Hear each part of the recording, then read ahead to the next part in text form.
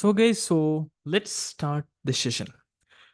Today நம்ம join பண்ணியிருக்கிறது ஏஐடினுடைய level 1 economic சப்ஜெக்ட்ஸில் நம்ம ஜாயின் பண்ணிக்கிறோம். டுடே முக்கியமாக நீங்கள் நம்ம இந்த பிக்சரை பார்த்தாலே உங்களுக்கு விளங்கும். நாம் இன்றைக்கு பார்க்க போகிற விஷயம் ECN 103னுடைய ஜிடிபி சம்பந்தப்பட்ட விஷயம், ஜிடிபி சம்பந்தப்பட்ட விஷயம், gross domestic product.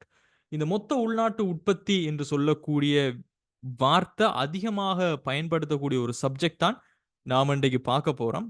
அதுதான் ECN சப்ஜெக்ட்.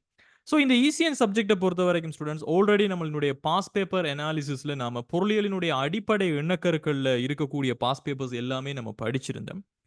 இதற்கு பிறகு நாம கேள்வி நிரம்பல் சந்தை சமநிலையில் இருக்கக்கூடிய அனைத்து விதமான தியரிஸ், அனைத்து விதமான பாஸ் பேப்பர்ஸும் up to now we have covered. And உற்பத்தி நடைமுறையினுடைய நடத்தை மற்றும் சந்தை அமைப்புகளில் இருக்கக்கூடிய விஷயங்களும் பாஸ் பேப்பர்ஸ் எல்லாமே நம்ம கவர் பண்ணிக்கிறோம். இதனுடைய வீடியோஸ் இல்லாதவங்க நீங்கள் வீடியோஸை வந்துட்டு பர்ச்சேஸ் பண்ணி எடுத்துக்கொள்ள மாதிரிக்கும் பாஸ் பேப்பர்ஸ் கிளாஸஸோட சேர்த்து. ரைட். தென் தேசிய கணக்கீடு சம்பந்தமாக நம்ம இன்றைக்கு பாஸ் பேப்பர் கிளாஸஸில் நம்ம அனலைஸ் பண்ண போகிறோம். இன்றைய கிளாஸினுடைய ஸ்கோப் வந்து இருக்க போகிறது எதுலன்னு பார்த்தீங்கன்னா இந்த தேசிய கணக்கீடுல தான் இன்றைய கிளாஸினுடைய ஸ்கோப்பை நம்ம வைக்க போகிறோம். இந்த தேசிய கணக்கீட்டில் national accounting and role of the government, தேசிய கணக்கீடு மற்றும் அரசாங்கத்தினுடைய வகிவாகம் சம்பந்தமாகத்தான் நம்ம பார்க்க போறோம். அதோட நான் இதுல அப்டேட்டடான உங்களுக்கு புக்ஸ் வந்து கைக்கு கிடைக்க இருக்கக்கூடிய அல்லது கிடைத்த புக்ஸ்ல இருக்கக்கூடிய அப்டேட்டடான நோட்ஸை வச்சு தான் நம்ம பார்க்க போறோம். ரைட். இதன் அடிப்படையில் ஸ்டூடெண்ட்ஸ் நம்மளினுடைய சமரியில் நாம 2023 ஜூலை பேப்பர்ல இருந்து நம்ம ஸ்டார்ட் பண்ணோம். இவ்வளோ பேப்பரை நம்ம செஞ்சது பிறகு கடைசியாக இடம்பெற்றிருக்கக்கூடிய 2024 ஜனவரியில் ஆக்சுவலாக பிப்ரவரியில் நடந்த எக்ஸாமில் இருக்கக்கூடிய பேப்பர்ஸை நம்ம டிஸ்கஷன் பண்ணுவோம். Let's move to the paper. இந்த பேப்பரை நீங்கள் பார்க்கும்போது உங்களுக்கு இதை புரிஞ்சுக்கொள்ள இயலுமா இருக்கும். இது ஒரு பார்ட் சி மெட்டீரியலுக்கான ஒரு பேப்பர். பார்ட் சி மெட்டீரியல்களை நீங்கள் 2023 ஜூலை பேப்பரில் நீங்கள் பார்த்தாலும் சரி, அது பார்ட் சியில் தான் கொஷனை கொண்டிருக்கும். 2023 ஜனவரியில் எம்சிக்யூங்களை ஒரே ஒரு எம்சிக்யூ மட்டும் கொண்டிருந்துச்சு. தென் பார்ட் சியில தான் இவங்களுடைய தாக்கம் இருக்கு. பார்ட் ஏல வந்துட்டு பெரிதாக நீங்க எதிர்பார்க்க முடியாது. பார்ட் ஏல ஒரே ஒரு எம்சிக்யூ கொஸ்டினை மட்டும் உங்களுக்கு சம்டைம் பார்ட் ஏல போடணுங்கிறதுக்காக போடுவாங்களே தவிர மற்றும்படி இந்த தேசிய கணக்கீடு நேஷனல் அக்கவுண்டிங் என்பது முழுக்க முழுக்க ஒரு பார்ட் சிக்கான ஒரு மெட்டீரியலாக தான் நம்ம பார்க்க வேண்டியதா இருக்கும். அப்போ பார்ட் சிங்கக்களை பெரிய அளவில் நமக்கு ஒரு தனி கொஸ்டின்ஸுக்கு நம்ம மார்க்ஸை எடுக்கக்கூடிய ஒரு சப்ஜெக்டாகத்தான் இது நமக்கு இருக்க போகிறது. இதன் அடிப்படையில் பார்ட் சியில் வந்திருக்கக்கூடிய 2023 ஜூலையில் வந்திருக்கக்கூடிய கொஸ்டினை நம்ம ஃபர்ஸ்ட்டுக்கு பார்ப்போம். இந்த கொஸ்டின் 20 மார்க்ஸை அடிப்படையாக கொண்ட கொஸ்டினாக உங்களுக்கு இங்கே வந்திருக்குது. 20 மார்க்ஸுங்களை என்னென்ன கொஸ்டின்ஸ் இதில் வந்தீங்கன்னு சொன்னால், முதலாவது explain the different phases in the business cycle. தமிழில் பார்த்தீங்கன்னு சொன்னால் வணிக சுழற்சியில் உள்ள வெவ்வேறு கட்டங்களை விவரிக்குக அப்படிங்கிற மாதிரி நமக்கு கொஸ்டின் இருக்குது. வணிக சுழற்சியில் உள்ள வெவ்வேறு கட்டங்கள். இந்த வணிக சுழற்சி என்று சொல்லக்கூடியது தான் இங்க நம்ம கிட்ட பிசினஸ் சைக்கிள் அப்படின்னு சொல்றாங்க. இது நம்ம படிச்சிருக்கிறோமா முதல்ல?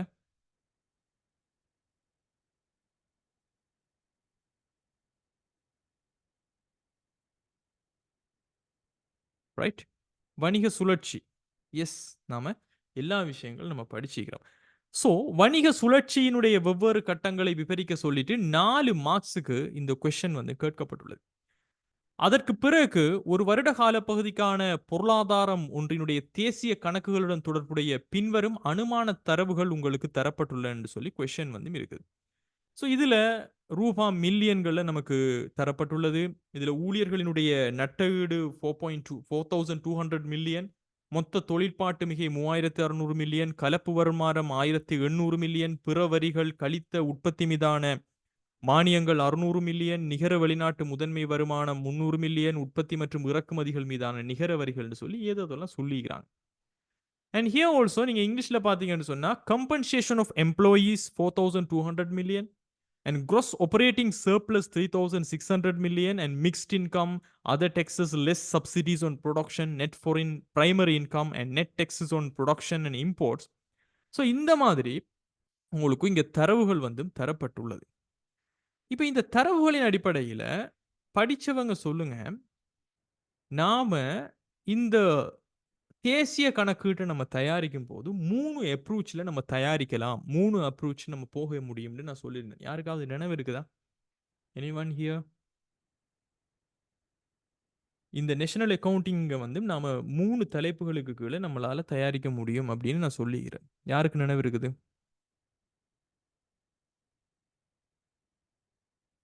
எஸ். யுரேனிகா தவேந்திரன்.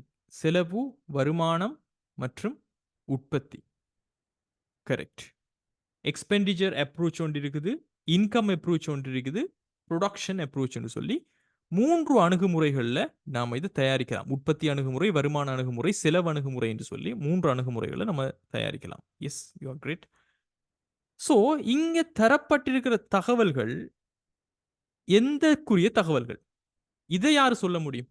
இந்த ஊழியர்களினுடைய நட்டஈடு, மொத்த தொழிற்பாட்டு மிகை, கலப்பு வருமானம், இந்த தகவலின் அடிப்படையில் இந்த தகவல்கள் எல்லாம் செலவு அணுகுமுறைக்குரிய தகவலா, வருமான அணுகுமுறைக்குரிய தகவலா, அல்லது உற்பத்தி அணுகுமுறைக்குரிய தகவலா? எதற்குரிய தகவல்? சோ யுரேனிகா சொல்றாங்க வருமானம். What about others? மத்தவங்களுக்கு அது கூட நினைவில்லையா? சப்ரீஸ், ஜீனியா, ஆலிம், ஆஷிகா அஸ்ஹட், ஆதிரா, அபி, அபிநயன், அபிஷேக், அஃப்ரா, அஹ்மத் சாஜித். ரைட்? ஸோ கொஞ்சம் உங்களோட மெமோரிஸை தூசு தட்டுங்க. உங்களுக்கு நான் பிடிஎஃப்ல தந்திருக்கிற நோட்ஸை ஒருக்கா பார்ப்போம். Right. So we will discuss these things. So நமக்கு கொஸ்டின் ஆக வருமான அணுகுமுறையை பயன்படுத்தி கீழ்வருவனவற்றை கணிப்பிடுக என்று சொல்லிட்டு மொத்த பெறுமதி சேர்ப்பு அடிப்படை விலையில், ஸோ ஜிவிஏ, இதுல நீங்க கவனம் செலுத்தணும். ஜிவிஏ gross value added, இது வந்து அடிப்படை விலை பேசிக் பிரைஸ்ல கண்டுபிடிக்கிறதுக்கு 5 மார்க்ஸ். மொத்த உள்நாட்டு உற்பத்தி ஜிடிபி gross domestic product சந்தை விலையில் மார்க்கெட் பிரைஸ்ல கண்டுபிடிக்கிறதுக்கு 2 மார்க்ஸ். மொத்த தேசிய வருமானம் ஜிஎன்ஐ சந்தை விலையில கண்டுபிடிக்கிறது 2 மார்க்ஸ். ஸோ 5, 7, 9 மார்க்ஸ் ஜஸ்ட் ஒரு எந்த நம்பர்ஸை கூட்டணும் அப்படின்னு சொல்றதுக்கே உங்களுக்கு 9 மார்க்ஸ் இங்க எலோகேட் பண்ணப்படுது. அண்ட் சி கொஸ்டின், பொருளாதார செயல்முறைக்கு பங்களிப்பு செய்கின்ற பேரின பொருளாதாரத்தினுடைய 3 பிரதான துறைகளை அடையாளம் காண்க அப்படின்னு கொஸ்டின் ஒன்று இருக்குது. ஸோ பேரின பொருளாதாரத்தினுடைய 3 பிரதான துறைகளை பத்தி கேட்கிறாங்க. நம்ம படிச்சிக்கிறோம். ஒரு பேரின பொருளியல்ல என்னென்ன துறைகள் இருக்குன்னு படிச்சிருக்கிறோம் ஸ்டூடெண்ட்ஸ். நினைவுபடுத்துங்களேன் பார்ப்போம். உங்களோட ஞாபகம் எந்த அளவுக்கு இருக்குதுன்னு பார்ப்போம்.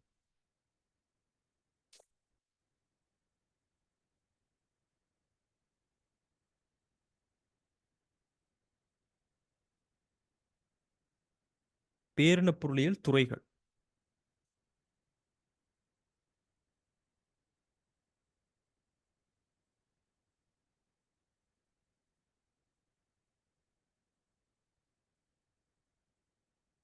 ரைட். ஸோ நம்ம வீட்டுத்துறையை படிச்சிருக்கிறோம், நிறுவனத்துறையை படிச்சிருக்கிறோம், அரசாங்கம் படிச்சிருக்கிறோம், வெளிநாட்டுத்துறை. எஸ், நம்ம நிறைய துறைகளை நம்ம படிச்சிருக்கிறோம். ஸோ அந்த துறைகளை 3 பிரதான துறைகளை அடையாளம் காண சொல்லிக்கிறாங்க. அதுக்கு பிறகு ஒடுங்கலான நிதி கொள்கை கான்ட்ராக்ஷனரி ஃபிஸ்கல் பாலிசியை பற்றியும், விரிவான நிதி கொள்கை எக்ஸ்பேன்ஷனரி ஃபிஸ்கல் பாலிசியை பற்றியும் நம்மகிட்ட கேட்கப்பட்டுள்ளது. ஸோ இது எல்லாமே சேர்த்து 20 மார்க்ஸ் கொஸ்டின் வந்தீங்க. ஸோ முதலாவது வணிக சுழற்சியில் உள்ள வெவ்வேறு கட்டங்களை விவரிக்குக அப்படிங்கிற கொஸ்டினுக்கு நாம படிச்ச விஷயத்தை நம்ம நோக்குவோம். ஸோ ஏ கொஸ்டின், வணிக சுழற்சியினுடைய வெவ்வேறு கட்டங்களாக நம்ம பார்க்கும்போது ஸ்டூடெண்ட்ஸ், உங்களோட நியூ நோட்ஸ்ல இது இருக்கும், ஓல்டு நோட்ஸ்லையும் இருக்கக்கூடிய ஒரு விஷயம் தான். பட் சில அப்டேட்ஸ் இருக்கும். இதை நம்ம வியாபார சக்கரம் அப்படின்னு சொல்லுவோம், அல்லது பொருளாதார சக்கரம் அப்படின்னு சொல்லுவோம், அல்லது வணிக சுற்றோட்டம்னு சொல்லுவோம். பிசினஸ் சைக்கிள் அல்லது எக்கனாமிக் சைக்கிள் என்று சொல்லக்கூடிய ஒரு விஷயம். ஸோ இதை பார்த்தீங்கன்னா இதுல சிம்பிளாக ஒரு நேர்கோடு இருக்கக்கூடியதாக இருக்கு. இதை நம்ம சாத்தியமான ஜிடிபி, ரைட்? சாத்தியமான GDP, potential gross domestic product, right? எவ்வளவுக்கு சாத்தியமாக ஜிடிபி இருக்க முடியும் என்பதை இந்த கோடு காட்டு. இதுல மெய் ஜிடிபின்றா ரியல் gross டொமஸ்டிக் ப்ராடக்ட், உண்மையான மொத்த உள்நாட்டு உற்பத்தி இருக்கக்கூடியது. ஸோ இதுல இந்த மாதிரி இந்த மெய் மொத்த உள்நாட்டு உற்பத்தி, ஒரு நாட்டில் உற்பத்தி செய்யப்படக்கூடிய பொருட்களினுடைய பெறுமதியான மெய் மொத்த உள்நாட்டு உற்பத்தி ஏற்ற இறக்கங்களோட அதிகரிச்சு குறைந்து போகக்கூடிய ஒரு விஷயத்தை தான் நாம சொல்லுவோம் வியாபார சக்கரம் அல்லது பொருளாதார சக்கரம் அல்லது வணிக சுற்றோட்டம்னு சொல்லுவோம். In English business cycle or economic cycle நம்ம கன்சிடர் பண்ற விஷயம். ஸோ இதுக்குள்ள பார்த்தீங்கன்னா குறிப்பிட்ட காலப்பகுதியில் ஒரு பொருளாதாரத்தினுடைய பொருளியல் நடவடிக்கையில், ஸோ இந்த பொருளியல் நடவடிக்கை என்று சொல்லும்போது என்னது? மொத்த மெய் உள்நாட்டு உற்பத்தியில பொருளாதார நடவடிக்கை என்பது பொருட்கள் சேவைகளுடைய உற்பத்தி கூடுறது குறைறது சம்பந்தமாகத்தான் நம்ம இங்க சொல்றோம். ஸோ மொத்த மெய் உள்நாட்டு உற்பத்தியில ஏற்படும் ஏற்ற இறக்கங்களை நம்ம வியாபார சக்கரம், ஏற்ற இறக்கங்கள் சொன்னா அதிகரிக்கிறது குறையிறத நம்ம வியாபார சக்கரம் அல்லது பொருளாதார சக்கரம் அல்லது வணிக சுற்றோட்டம்னு சொல்றோம். ஸோ இந்த மெய்மொத்த உள்நாட உற்பத்தி அதிகரிக்கிறது, மறுபடியும் வீழ்ச்சி அடைகிறது. ஸோ அதிகரிக்கும் போது ஒரு உச்ச புள்ளியில போகிறது, வீழ்ச்சி அடைந்து ஒரு மிச்சம் வீழ்ச்சியான ஒரு இழிவு புள்ளிக்கு போகிறது, மறுபடியும் அந்த பொருளாதாரம் மீண்டெழுகிறது, எகெயின் வீழ்ச்சி அடைகிறது, ஒரு வீழ்ச்சி புள்ளிக்கு போகிறது, மறுபடியும் போகிறது. ஸோ இந்த விஷயத்தை தான் நம்ம வியாபார சக்கரம் அல்லது பொருளாதார சக்கரம் அல்லது வணிக சுற்றோட்டம்னு சொல்றோம். எஸ், வர்த்தக சகட ஓட்டம் என்றும் சொல்றது இதைத்தான். Okay, right. ஸோ இதுல இருக்கக்கூடிய கட்டங்களை ஸ்டூடெண்ட்ஸ் நாம பிரிச்சு நம்ம பார்த்தோம்னா, முதலாவது இதுல காணப்படுகின்ற கட்டம் தான் பொருளாதார விரிவாக்கம் அல்லது வளர்ச்சி நிலை என்று சொல்லக்கூடிய ஒரு விஷயம். இதைத்தான் நம்ம கிட்ட கொஸ்டினாக கேட்டிருக்கிறாங்க. நம்ம கிட்ட முதலாவது வணிக சுழற்சியில் உள்ள வெவ்வேறு கட்டங்களை விவரிக்குக என்று சொல்லும் போது இந்த 4 கட்டங்களை தான் நம்ம கிட்ட விவரிக்க சொல்லிக்கிறாங்க. ஒன்று பொருளாதார விரிவாக்கம் அல்லது வளர்ச்சி நிலை, இன்னொன்று உச்சி, அடுத்தது வீழ்ச்சி கட்டம் அல்லது நெருக்கடியான நிலை, அடுத்தது இழிவு நிலைன்னு சொல்லக்கூடிய விஷயம். இந்த பொருளாதார விரிவாக்கம் என்பது என்னன்னு சொன்னா ஸ்டூடெண்ட்ஸ், இங்க இருக்கக்கூடிய அதிகரித்து செல்லக்கூடிய கட்டங்கள், ரைட்? ஒரு இழிவு புள்ளியில இருந்து அதிகரித்து போகக்கூடிய கட்டங்களை நம்ம பொருளாதார விரிவாக்கம்னு சொல்லுவோம். இந்த வீழ்ச்சி புள்ளியிலிருந்து அதிகரித்து போகக்கூடிய கட்டங்களை நாம பொருளாதார விரிவாக்க காலம் அப்படின்னு சொல்லுவோம். அதுவே இந்த உச்சி புள்ளியில இருந்து கீழ் நோக்கி வந்து இந்த இழிவு புள்ளிக்கு வார வரைக்கும் இருக்கிற காலத்தை வீழ்ச்சி காலம்னு சொல்லுவோம். ஸோ இது எல்லாமே வீழ்ச்சி காலமாக இருக்கும். தென் ஒரு பொருளாதாரம் ஒரு சைக்கிள்ல போயிட்டு இருக்கும்போது இதனுடைய ஆகக்கூடிய வளர்ச்சியை கண்டதன் பின்னர் வீழ்ச்சி அடைவதற்கு முன்னராக இருக்கக்கூடிய இந்த புள்ளியை நாம உச்சி புள்ளின்னு சொல்லுவோம். ஸோ இது எல்லாமே உச்சி புள்ளிகள். அதே மாதிரி ஒரு பொருளாதாரம் வளர்ச்சி அடைந்து வீழ்ச்சி அடைந்து ஆக குறைந்த நிலைமைக்கு வரக்கூடிய இந்த புள்ளிகளை நம்ம வீழ்ச்சின்னு சொல்லுவோம். ஸோ இதுதான் இங்க இருக்கக்கூடிய 4 விஷயம். முதலாவது இது கிளியரா உங்களுக்கு? ஒரு வியாபார சக்கரம் அல்லது வர்த்தக சகட ஓட்டம் அல்லது வணிக சுழற்சி பொருளாதார சக்கரத்தில் இருக்கிற 4 கட்டங்களும் ஒரு கிராஃப்ல எது எதுன்னு முதல்ல உங்களுக்கு கிளியரா? Shall I get a yes or no quickly please from the chat?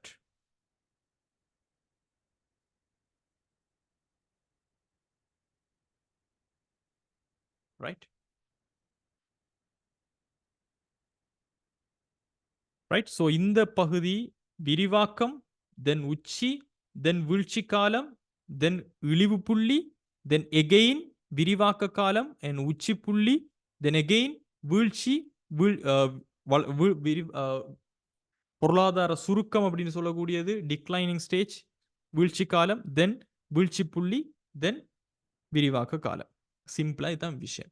இப்ப இதை விளங்கப்படுத்த காட்டாங்கன்னு சொன்னா இதை நம்ம இங்கிலீஷ்ல சொல்லுவோம் students, expansion period, peak period, contraction and drove. Expansion என்பது விரிவாக்கத்தில் இருக்கக்கூடியது, பீக் என்று சொல்லக்கூடியது உச்சத்தில் இருக்கக்கூடியது, கான்ட்ராக்ஷன் என்று சொல்லக்கூடியது சுருக்கம் அல்லது வீழ்ச்சி அடையுது, ட்ராஃப் என்று சொல்லக்கூடியது வீழ்ச்சியினுடைய இழிவு நிலை. இதை நம்ம சொல்லுவோம்.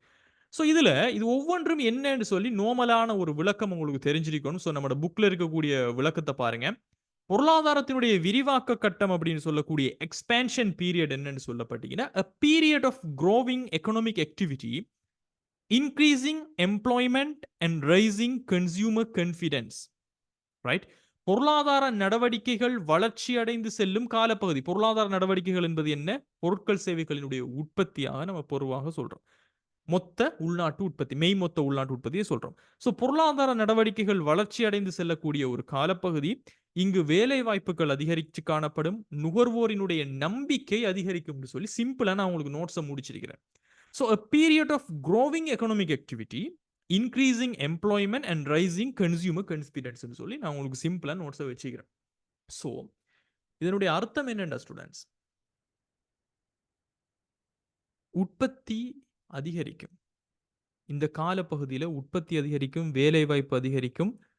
அதே சமயம் நுகர்வோர்கள் செலவு செய்கின்ற அளவும் அதிகரிக்கும். இப்போ உதாரணம் நீங்க பாத்தீங்கன்னு சொன்னா, ஸ்ரீலங்காவில் நடந்த சிவில் கான்ஃபிளிக்டை பத்தி உங்களுக்கு தெரியும். சிவில் வார் வந்து 2009 காலப்பகுதியில் அது முடிவடைந்து சிவில் வார் வந்து முடிவுக்கு கொண்டு வந்துச்சு அரசாங்கம். So after the end of the civil conflict 2009க்கு பிறகு ஸ்ரீலங்கா வந்தும் ஒரு எக்கனாமிக் எக்ஸ்பேன்ஷன் பீரியட்ல இருந்துச்சு. அப்படின்னா நான் என்னது சொல்றேன்? ஒரு ஒரு யுத்தம் முடிவடைகிறது. அந்த யுத்தம் முடிவடைந்ததுக்கு பிறகுக்கு இலங்கையினுடைய பொருளாதாரம் கொஞ்சம் கொஞ்சமாக விரிவடைய ஆரம்பிக்கிறது. அப்ப இந்த விரிவடையக்கூடிய காலம் எந்த காலம்? விரிவாக்க காலத்துல இருக்கும். ஸோ 2009க்கு பிறகு ஸ்ரீலங்கா வந்தும் ஒரு வளர்ச்சி அடையக்கூடிய காலத்துல கொண்டு வந்துச்சு. தென் அதன் காரணமாக சுற்றுலாத்துறை வந்துட்டும் ரொம்பவே ஒரு நல்ல ஒரு மலர்ச்சிய கண்டுச்சு. டூரிசம் நன்றாக போணுச்சு. நிறைய உட்கட்டமைப்பு திட்டங்கள அரசாங்கம் கொண்டு வந்துச்சு. நிறைய துறைமுகங்களாக இருக்கட்டும், விமான நிலையங்களாக இருக்கட்டும், பெருந்தெருக்களாக இருக்கட்டும், நிறைய இன்ஃப்ராஸ்ட்ரக்சர் ப்ராஜெக்ட்ஸ் எல்லாம் அதிகரிக்க ஆரம்பிச்சு. ஸோ இந்த உட்கட்டமைப்பு வசதிகள் அதிகரிச்சதன் காரணமாக வெளிநாட்டிலிருந்து நேரடியான முதலீடுகள் வந்து இலங்கைக்கு கிடைக்க ஆரம்பிச்சுச்சு. ஸோ இதெல்லாம் சேர்ந்து நம்மட நாட்டினுடைய மொத்த உள்நாட்டு உற்பத்தி ஜிடிபின்னு சொல்லக்கூடிய gross டொமஸ்டிக் ப்ராடக்ட்ட பெரிய அளவுல இது எல்லாமே பூஸ்ட் பண்ண ஆரம்பிச்சுச்சு. பூஸ்ட் பண்ண ஆரம்பிச்சுன்னு சொன்னா நம்மட நாட்டுல உற்பத்தி செய்யக்கூடிய பொருட்கள், சேவைகளினுடைய பெறுமதி மிக மிக அதிகமாக ஆரம்பிச்சுச்சு. ஸோ பொருட்கள், சேவைகளை உற்பத்தி செய்வது அதிகரிக்க, அந்த பொருட்களை, சேவையை உற்பத்தி செய்வதற்கான ஒரு வளம் தான் இந்த தொழில் வாய்ப்புகளை கொடுக்கக்கூடிய ஊழியர்கள். ஸோ இந்த தொழில் வாய்ப்புகள் ஊழியர்களுக்கு கொடுக்கப்பட வேண்டும் என்றால் அங்க தொழில் வாய்ப்புகள் அதிகரிக்கும். ஸோ தொழில் வாய்ப்புகள் எல்லாம் அதிகரிச்சு தெரிஞ்சு எல்லா துறைகளையும் அது கல்வித்துறையா இருக்கலும், மருத்துவத்துறையா இருக்கலும், பொருளாதாரம் அல்லது விவசாயம் எல்லா துறைகளிலும் இந்த வளர்ச்சி ஒன்று அடைஞ்சிச்சு. ஸோ இது ரிகவரி பீரியட் அப்படின்னு சொல்லுவோம். அதாவது நாம ஒரு பொருளாதார மந்தத்துல ஒரு வீழ்ச்சியில இருந்து நம்மளினுடைய பொருளாதாரம் விரிவாக்கம் செய்யக்கூடிய காலம். உதாரணத்துக்கு இப்ப பாத்தீங்கன்னா ஸ்கிரீன்ல இந்த காலம் அல்லது இங்க இருந்து விரிவாக்கமாக போகின்ற காலம் அல்லது இந்த வீழ்ச்சி புள்ளியில் இருந்து விரிவாக்கமாக போகின்ற காலத்தை நம்ம விரிவாக்க காலம் சொல்றோம். எனவேதான் ஸ்டூடெண்ட்ஸ் இந்த காலத்துல மக்கள் நிறைய பொருட்கள், சேவைகளை கொள்வனவு செய்வாங்க. பிகாஸ் அவங்கள்ட்ட தொழில் வாய்ப்பு இருக்கும், அவங்கள்ட்ட நல்ல காசு இருக்கும், நிறைய பொருட்கள் உற்பத்தி செய்யப்படும், நிறைய முதலீடுகள் நம்ம நாட்டுக்குள்ள வருகிறது. எனவே இது விரிவாக்க காலம். ஸோ இந்த விரிவாக்க காலத்துல இதனால தான் நான் சொல்லியிருக்கிறேன். இங்க விரிவாக்க காலத்துல பொறுத்தவரைக்கும் பாருங்க, இன்கிரீசிங் எம்ப்ளாய்மென்ட் வேலை வாய்ப்புகள் அதிகரிக்கும், நுகர்வோரினுடைய நம்பிக்கை அதிகரிக்கும், பொருட்கள், சேவைகளுடைய உற்பத்தி அதிகரிக்கும், நிறைய முதலீடுகள் நம்மகிட்ட வரும். ஸோ இது பொருளாதார விரிவாக்க கட்டத்தில் இருக்கக்கூடிய ஒரு விஷயம். அதே மாதிரி நீங்க 2வது கட்டம், அதாவது பொருளாதாரம் வளர்ச்சி அடைந்து கொண்டே போகாது. அதுக்குண்டு ஒரு உச்ச புள்ளி இருக்குது. அந்த பொருளாதாரத்துக்குண்டு ஒரு மெக்ஸிமமான ஒரு ஸ்டேஜ் ஒன்று இருக்குது. அந்த மெக்ஸிமமான ஸ்டேஜ் வளர்ச்சி அடைந்து கொண்டே போய் ஒரு புள்ளிய தொடுற இடம் தான் அந்த பீக்ன்னு சொல்லுவோம். அந்த பீக் அந்த உச்சியில போனதுக்கு பிறகு மறுபடியும் பொருளாதாரம் சுருக்கம் அடைய ஆரம்பிக்கும் அல்லது வீழ்ச்சி அடைய ஆரம்பிக்கும். ஸோ இந்த உச்சியை நம்ம என்ன சொல்றோம்னா the height of economic activity பொருளாதார நடவடிக்கையினுடைய உச்ச ஹைட். இதுக்கு மேல அந்த பொருளாதாரத்தால தன்னுடைய மொத்த உள்நாட்டு உற்பத்தியை அதிகரிக்க முடியாது. எல்லா வளங்களையும் பயன்படுத்துறோம். எல்லா வினைத்திறனான நடவடிக்கைகளையும் பயன்படுத்துறோம். எல்லாமே நம்ம செஞ்சு பார்த்துட்டோம். இதுக்கு மேல அந்த பொருளாதாரத்தினுடைய கெப்பாசிட்டி இல்ல. அந்த அளவுக்கு நம்ம யூஸ் பண்ணிட்டு இருக்கிறோம்னு சொன்னா, அதுதான் நம்மளுடைய உச்சக்கட்ட பகுதி. ஸோ இங்க உச்ச உற்பத்தி மட்டங்கள், உச்ச தொழில் வாய்ப்பு, உச்ச நுகர்வோனினுடைய செலவீடுகள் காணப்படும். ரைட்? ஹை லெவல்ல புரொடக்ஷன் இருக்கும். எம்ப்ளாய்மென்ட் எல்லாருக்கும் கிட்டத்தட்ட வேலை வாய்ப்பு இருக்கும். அளவுக்கு அதிகமான எல்லார்ட்டையும் சல்லி இருக்கிறதால எல்லாரும் நல்ல செலவீடு செஞ்சுட்டு இருப்பாங்க. இதுக்கு மேல அந்த பொருளாதாரம் வளர்ச்சி அடைய நிலைமை உண்டு. இல்லாத ஒரு நிலைமை உண்டு உருவாகிறது தான் நாம இந்த உச்சின்னு சொல்றோம். ஸோ த பீக் என்பது the economy reaches the height of its economic activity. Right? So இங்க ஜிடிபி growth மொத்த உள்நாட்டு உற்பத்தியினுடைய வளர்ச்சி வந்துட்டு உச்சத்தில் இருக்கும். தொழில் வாய்ப்பு வீதங்கள் வந்து அதிகமாக இருக்கும். தொழில் இன்மை வீதங்கள் ரொம்ப மினிமமாக இருக்கும். கன்சியூமரினுடைய ஸ்பெண்டிங் வந்து மேக்சிமம் லெவல்ல இருக்கு. இது நமக்கு எப்ப இருந்துச்சுன்றா ஸ்டூடெண்ட்ஸ் கிட்டத்தட்ட 2009ல நம்மளினுடைய இந்த யுத்தம் முடிவடைஞ்சு நம்ம வளர்ச்சி அடைந்து 2009, 10, 11, 12, 13ஆன காலப்பகுதியில ஸ்ரீலங்காவினுடைய எக்கனமி வந்துட்டு பெரிய அளவில் ஒரு பெரிய ஒரு பூமிங்ல இருந்துச்சு. டூரிசம் வந்துட்டு ஆல் டைம் ஹை. நீங்க பாத்தீங்கன்னா 2012, 13ல தான் வந்த டூரிசம்ல வந்தவங்கள்ல ஆக கூடிய அளவு டூரிஸ்ட் வந்தது எங்கன்னு சொன்னா 2012, 13ல தான். அப்ப ஹைல இருந்துச்சு. அதே மாதிரி இந்த அர்பன் டெவலப்மெண்ட் ப்ராஜெக்ட்ஸ் இந்த பெருந்தெருக்களாக இருக்கட்டும், நகரங்களை அபிவிருத்தி செய்யக்கூடிய ஏகப்பட்ட ப்ராஜெக்ட்ஸ் எல்லாம் இந்த 2012, 13ல தான் வந்துச்சு. நம்மோட ஜிடிபி பார்த்தீங்கன்னா, வளர்ச்சி பெரிய ஒரு ரொபஸ்டான ஒரு வளர்ச்சியில இருந்துச்சு. அதே மாதிரி நம்மோட கண்ட்ரி வந்துட்டும் ஃபாரின் கேபிட்டலால நிரம்பி வழிஞ்ச ஒரு காலகட்டம் தான் இந்த 2012, 13. முக்கியமாக ரியல் எஸ்டேட்ல, கன்ஸ்ட்ரக்ஷன் செக்டர்ஸ் எல்லாம் அவ்வளவுக்கு கட்டுமான பணிகள் கொண்டு வரப்பட்டுச்சு. ஸோ, நம்மோட பொருளாதாரம் உச்சத்தில 2012, 13ல இருந்துச்சு. தென் அதுக்கு பிறகு அடுத்த காலகட்ட பகுதி தான் ஒரு வர்த்தக சகட ஓட்டத்தில வரக்கூடியது வீழ்ச்சிய நோக்கி போறது. அப்ப நம்ம இங்க கிராஃப்ல நம்ம பார்த்தது ஸ்டூடண்ட்ஸ், இப்போ இங்க இருந்து விரிவாக்கத்துக்கு போய் இந்த உச்சிய தொட்டத்துக்கு பிறகு அப்ப 2 கட்டம் நம்ம பார்த்துட்டோம். ஒன்று விரிவாக்க காலம், அதே போல உச்சி, தென் அதுக்கு பிறகுக்கு இருக்கக்கூடிய வீழ்ச்சி காலம். ஸோ, ஒரு பொருளாதாரம் அதனுடைய பீக்குக்கு போனது பிறகு நிச்சயமாக வீழ்ச்சி கட்டத்தை சந்திக்கக்கூடியதாக இருக்கும். ஸோ, இத பார்த்தீங்கன்னு சொன்னா, a period of decreasing economic activities such as lower production and rising unemployment. So, இங்க என்ன நடக்கும்டா, பொருளாதார நடவடிக்கைகள் குறைவடைய ஆரம்பிக்கும். அதாவது உற்பத்திகள் குறைவடைய ஆரம்பிக்கும். ஸோ, குறைந்த அளவான உற்பத்தி, வேலையின்மை வந்து அதிகரிக்கும். நல்லா நோட் பண்ணுங்க. இது வேலையின்மை. மக்களுக்கு வேலை வாய்ப்புகள் கொஞ்சம் குறைய ஆரம்பிக்கும். வேலையின்மை பிரச்சனைகள் கொஞ்சம் தலை தூக்க ஆரம்பிக்கும். ஸோ, இது வந்து வீழ்ச்சி கட்டம்னு சொல்லுவோம். ஸோ, ஒரு பீக்குக்கு போனதுக்கு பிறகு ஒரு எக்கனாமிக் வந்து அதனுடைய டிக்ளைன் ஸ்டேஜ்க்கு கட்டாயமாக வரும். ஸோ, இந்த காலகட்ட பகுதியில ஸ்டூடண்ட்ஸ் ரிசெஷன் அப்படின்னு சொல்லுவோம். அல்லது கான்ட்ராக்ஷன்னு சொல்லுவோம். இங்க மொத்த உள்நாட்டு உற்பத்தி குறையும், வேலை வாய்ப்புகள் குறையும், நுகர்வோர் செலவீடுகள் வந்து குறைவடையும். பிகாஸ் அவங்கள்ட்ட பணம் வந்து போதுமானதாக இருக்காது. ரைட்? இப்ப ஸ்ரீலங்காவை நீங்க பார்த்தீங்கன்னா ஸ்டூடண்ட்ஸ், 2019 ஈஸ்டர் அட்டாக் உங்களுக்கு தெரியும். இது நடந்துச்சு. அதே சமயம் இந்த ஈஸ்டர் அட்டாக்கோட சேர்ந்து ஒரு பொலிட்டிக்கல் இன்ஸ்டபிலிட்டி இலங்கையில உருவானுச்சு. அரசியல் வந்துட்டு ஒரு உறுதி இல்ல அப்படிங்கிற ஒரு நிலைமை ஒன்று உருவானுச்சு. இது நம்முடைய இலங்கை நாட்டினுடைய பொருளாதாரத்தை பெரிய அளவுல பாதிச்சுச்சு. ரைட்? அதே சமயம் டூரிசமும் பெரிய அளவுல சரிஞ்சுச்சு. ஸோ இது டூரிசம்ங்கிறது ஸ்டூடண்ட்ஸ் நம்மளுடைய நாட்டினுடைய பொருளாதாரத்தினுடைய ஒரு மேஜரான எக்கனாமிக் டிரைவர்ஸ். ஸோ இந்த விஷயமும் நடந்துட்டு இருக்கக்குள்ள 2020ல கோவிட்-19 பெண்டமிக்கும் வந்துச்சு. எல்லாம் சேர்த்து நம்மளோட டூரிஸ்டும் இல்ல, சப்ளை செயின்ஸும் ஒன்றும் இல்ல. டீப் ஒரு ரிசெஷனுக்குள்ள போணுச்சு. பொருளாதார வீழ்ச்சிண்டா வீழ்ச்சி. அப்படி ஒரு வீழ்ச்சிய நம்ம எல்லாரும் கண்கொள்ளாக பார்த்தோம்.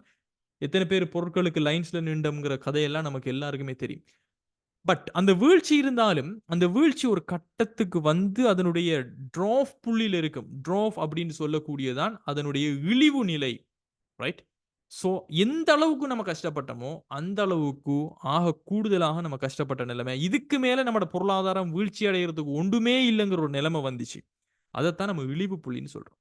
So the lowest point of a business cycle marking the end of a recession, depression. அதாவது பொருளாதார வீழ்ச்சி இதுக்கு மேல இல்ல, முடிவடைய போகுது. கொஞ்சம் கொஞ்சமாக நம்மோட பொருளாதாரம் மறுபடியும் எக்ஸ்பான்ஷன், விரிவாக்க கட்டத்துக்கு வரக்கூடிய நிலைமை என்பதுதான் அது.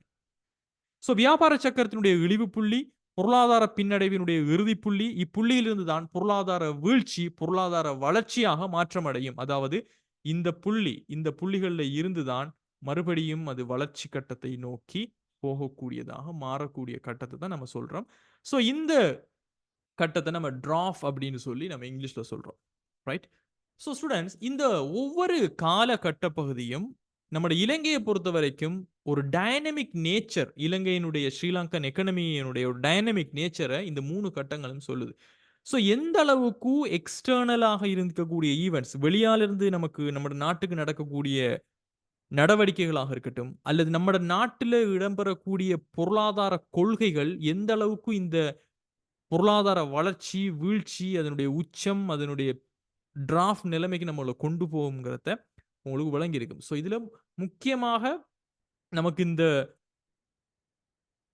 இந்த 4 கட்டமும் கட்டாயமாக நமக்கு தெரிஞ்சிருக்கணும். ஸோ ஐ ஹோப் சோ உங்களுக்கு நான் மறுபடியும் இத நான் நினைவுபடுத்தியிருப்பேன்னு நெனைக்கிறேன். Is it understandable? Shall I get yes or no quickly please from all the people?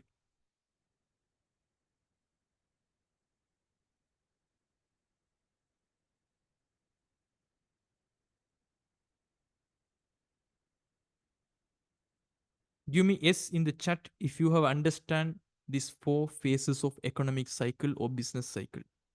If you have any questions, please let me know in the chat. I will answer to you one by one. No problems.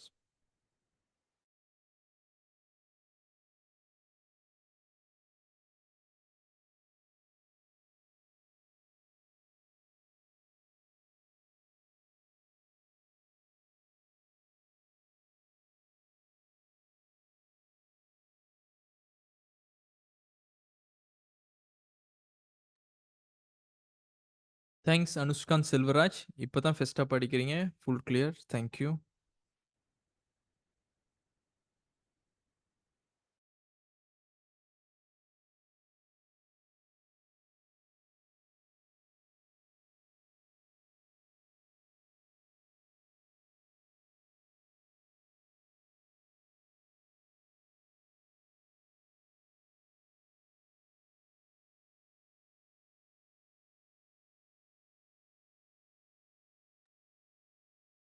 Right.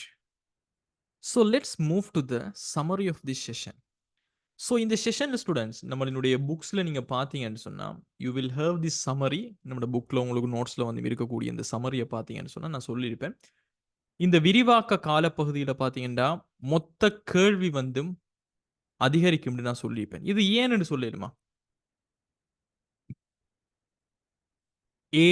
ஏடி என்பது எக்ரிகேட் demand. ஒரு நாட்டினுடைய பொருட்கள் சேவைகளுக்கான மொத்த கேள்வி expanding பீரியட்ல விரிவாக்க காலத்துல அதிகரிக்கும்.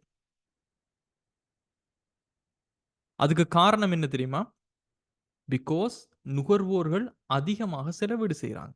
இப்போ மொத்த கேள்வி டிமாண்டுங்கிறது என்ன ஸ்டூடண்ட்ஸ்? நீங்க எல்லாருமே பொருட்கள வாங்குறதுக்கு ரெடியா இருக்கீங்க. எல்லா கடையிலயுமே எல்லாரும் போயிட்டு பொருள வாங்குறதுக்கு ரெடியா இருக்கீங்கன்னு அர்த்தம். செலவு செய்றதுக்கு அதிகமாக நீங்க ரெடியா இருக்கீங்கன்னு அர்த்தம். ஸோ அதிகமான செலவீடு நுகர்வோரினுடைய செலவீடு எங்க அதிகமாக இருக்கும்? விரிவாக்க காலத்துல தான். பிகாஸ் அவங்ககிட்ட இன்கம் இருக்கும். வேலைவாய்ப்பு இருக்கும் எல்லார்ட்டயும். எனவே விரிவாக்க காலத்துல பொருட்கள் சேவைகளுக்கான மொத்த கேள்வி வந்து அதிகரிச்சிருக்கும். மெய்மொத்த உள்நாட்டு உற்பத்தி, அதாவது நம்ம நாட்டுல உருவாகக்கூடிய பொருட்கள் சேவைகளுடைய உற்பத்தியினுடைய பெறுமதி அதிகரிச்சுக்கிட்டு போகும். வேலை வாய்ப்புகள் அதிகரிச்சு கொண்டு போகும். அதே சமயம் பணவீக்கமும் அதிகரிக்க ஆரம்பிக்கும். ஏன் பணவீக்கம் அதிகரிக்க ஆரம்பிக்கும்? ஏன்னு சொன்னா, எப்போ டிமாண்ட் அதிகரிச்சுக்கிட்டு போகுதோ, சப்ளை அதுக்கேத்த மாரி நம்மளால குறைவாக இருக்குதுன்னு சொன்னா, நிச்சயமாக அங்கு பணவீக்கம் அதிகரிக்க ஆரம்பிக்கும். எனவே நல்லா நினைவு வச்சுக்கொள்ளுங்க. ஒரு பொருளாதாரம் வளர்ச்சியை நோக்கி போகுதுன்னு சொன்னா, அங்க பணவீக்கம் என்பது ஒரு சகஜமான விஷயம். ஆனா மிச்சம் பணவீக்கம் இல்ல. ஓரளவுக்கு ஏற்றுக்கொள்ளக்கூடிய ஒரு பணவீக்கம் என்பது இருக்கத்தான் செய்யும். பிகாஸ் பொருளாதார வளர்ச்சியின் போது நம்மளுடைய மொத்த கேள்வி அதிகரிக்கும். நம்முடைய சப்ளை குறைவாக இருக்கும்னு சொன்னா, ஆட்டோமேட்டிக்காகவே அங்க பணவீக்கம் வந்து அதிகரிக்கக்கூடியதாக இருக்கும். அதே சமயம் இந்த உச்சியில பார்த்தீங்கன்னு சொன்னா, மொத்த கேள்வி பொருளாதாரத்துல ஹை டிமாண்ட் இருக்கும் பொருட்களுக்கு, ஹைல அந்த டிமாண்ட பூர்த்தி செய்றதுக்காக பிசினஸஸ் எல்லாம் பொருட்கள உற்பத்தி செஞ்சுட்டு உச்சகட்டத்துல மொத்த உள்நாட்டு உற்பத்தி இருக்கும். வேலைவாய்ப்ப மேக்ஸிமம் குடுத்து பொருட்கள் சேவைகள உற்பத்தி செய்றதுக்கு இருக்கிறதால அதுவும் உச்சத்தில இருக்கும். பணவீக்கமும் உச்சத்தில இருக்கு. பிகாஸ் பொருட்கள வாங்குறதுக்கு ரெடி ஆயிக்கிறாங்க. நம்மளும் மேக்ஸிமம் உற்பத்தி செஞ்சுட்டு இருக்கிறோம். பட் சப்ளை இல்ல. பொருளுக்கு டிமாண்ட் இருக்குது. ஸோ விலை வந்துட்டும் கூடத்தான் செய்யும். ஸோ உச்சத்தில இருக்கு. சிவநிரோஜன் நேரிடைவழி, எதிரிடைவழி வரமாட்டுதான்னு சொன்னா, அத பத்தி ஐ டோன்ட் நோ நீங்க எத கேட்கிறீங்கன்னு சொல்லி எனக்கு WhatsAppல மெசேஜ் பண்ணுவீங்க. Let's talk about that one. Then அடுத்தது பார்த்தீங்கன்னு சொன்னா, வீழ்ச்சி காலம் டிக்ளைனிங் பீரியட்ல பார்த்தீங்கன்னா, நம்மளுடைய டிமாண்ட் குறைவடைய ஆரம்பிக்கும். காரணம் என்னன்னா, நுகர்வோர்ட்ட காசு இருக்காது. வேலைவாய்ப்புகள் குறைய ஆரம்பிச்சிருக்கும். செலவு செய்யறதுக்கு வருமானம் இருக்காது. எனவே மொத்த கேள்வி பொருட்களுக்கான டிமாண்ட் குறைவடையும்.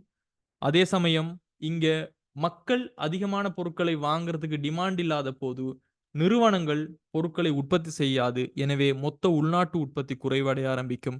பொருட்களும் குறைவடையுது. டிமாண்டும் இல்லன்னு சொன்னா, அதிகமான ஆட்களை வேலைக்கு அமர்த்த முடியாது. ஸோ வேலை வாய்ப்புகள் குறைவடைய ஆரம்பிக்கும். அதே சமயம் பொருள் இருக்குது. வாங்குறதுக்கு யாருமே இல்லன்னு சொன்னா, பொருள்ல விலைய குறைச்சு தான் விக்க வேண்டிய நிலைமை வரும். எனவே பணவீக்கம் குறைவடைய ஆரம்பிக்கும். வீழ்ச்சியில மொத்த கேள்வி வீழ்ச்சி அடைந்து நிறைய பேர் வாங்குறதுக்கு இல்ல. மிச்சம் குறைஞ்ச பேர் தான் நம்மோட பொருள வாங்குறதுக்கு ரெடியா இருப்பாங்க. அப்போ மொத்த கேள்வி இதனுடைய இழிவில் இருக்கும். மொத்த உள்நாட்டு உற்பத்தியும் எவ்வளவு பேர் கேட்கிறாங்களோ அவங்களுக்கு தான் குடுக்க இயலும். ஸோ எவ்வளவு குறைவா இருக்குதோ அதுவும் இழிவில் இருக்கும். வேலை வாய்ப்பும் இது 2யும் பூர்த்தி செய்றதுக்கு எவ்வளவு பேர் தேவையோ அவங்கள மட்டும் வச்சுட்டு இழிவுல வச்சுப்பாங்க. பணவீக்கமும் விலை குறைஞ்சு இதுக்கு மேல குறைக்க முடியாது பொருள வாங்குங்கங்கிற நிலைமைக்கு வந்திருக்கு. ஸோ இதுதான் இந்த வியாபார சுழற்சியினுடைய கட்டங்கள்ல எவ்வாறு மொத்த கேள்வி, மெய்மொத்த உள்நாட்டு உற்பத்தி, வேலைவாய்ப்பு, பணவீக்கம் என்பது வேலை செய்யுதுங்கிற விஷயம். Is it clear all of you? Is it clear? நான் சொல்ற விஷயம் உங்களுக்கு எல்லாருக்குமே புரிஞ்சுதா? 100% கிளியர்? ஸோ இதுக்கு பிறகு வியாபார சுழற்சியில அல்லது வர்த்தக சகட ஓட்டத்துல உங்களுக்கு கேள்வி வந்தா செய்வீங்களா? விளங்கப்படுத்துவீங்களா அந்த 4 கட்டங்களையும்? ஸோ ரொசல் மாரி டோன்ட் வரிமா, நீங்கள் எகெயின் வீடியோஸை வாட்ச் பண்ணேலும் because we have lot of things to cover.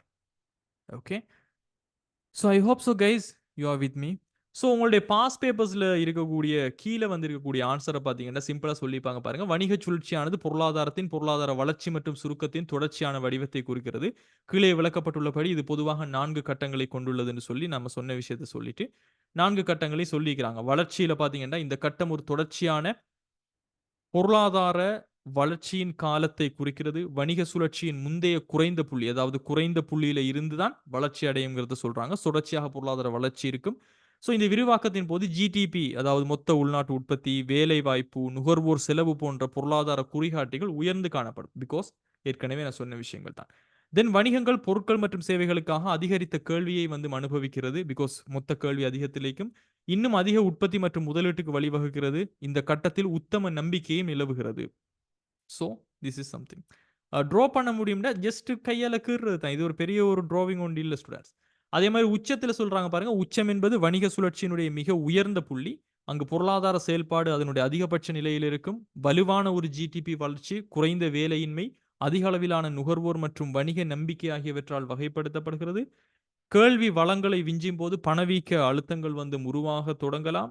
உச்சத்தில் பொருளாதாரம் அது முழு திறனுக்கு அருகில் இருக்குது. ஸோ நாம சொன்ன விஷயங்களை கொஞ்சம் வேற மாதிரி சொல்லிக்கலாம். தென் சுருக்கம் அல்லது மந்த நிலை அல்லது வீழ்ச்சி காலம் பார்த்தீங்கன்னா உச்சத்துக்கு பிறகு பொருளாதாரம் சுருக்கம் அல்லது மந்த நிலை எனப்படும் வீழ்ச்சியின் காலத்தில் நுழைகிறது.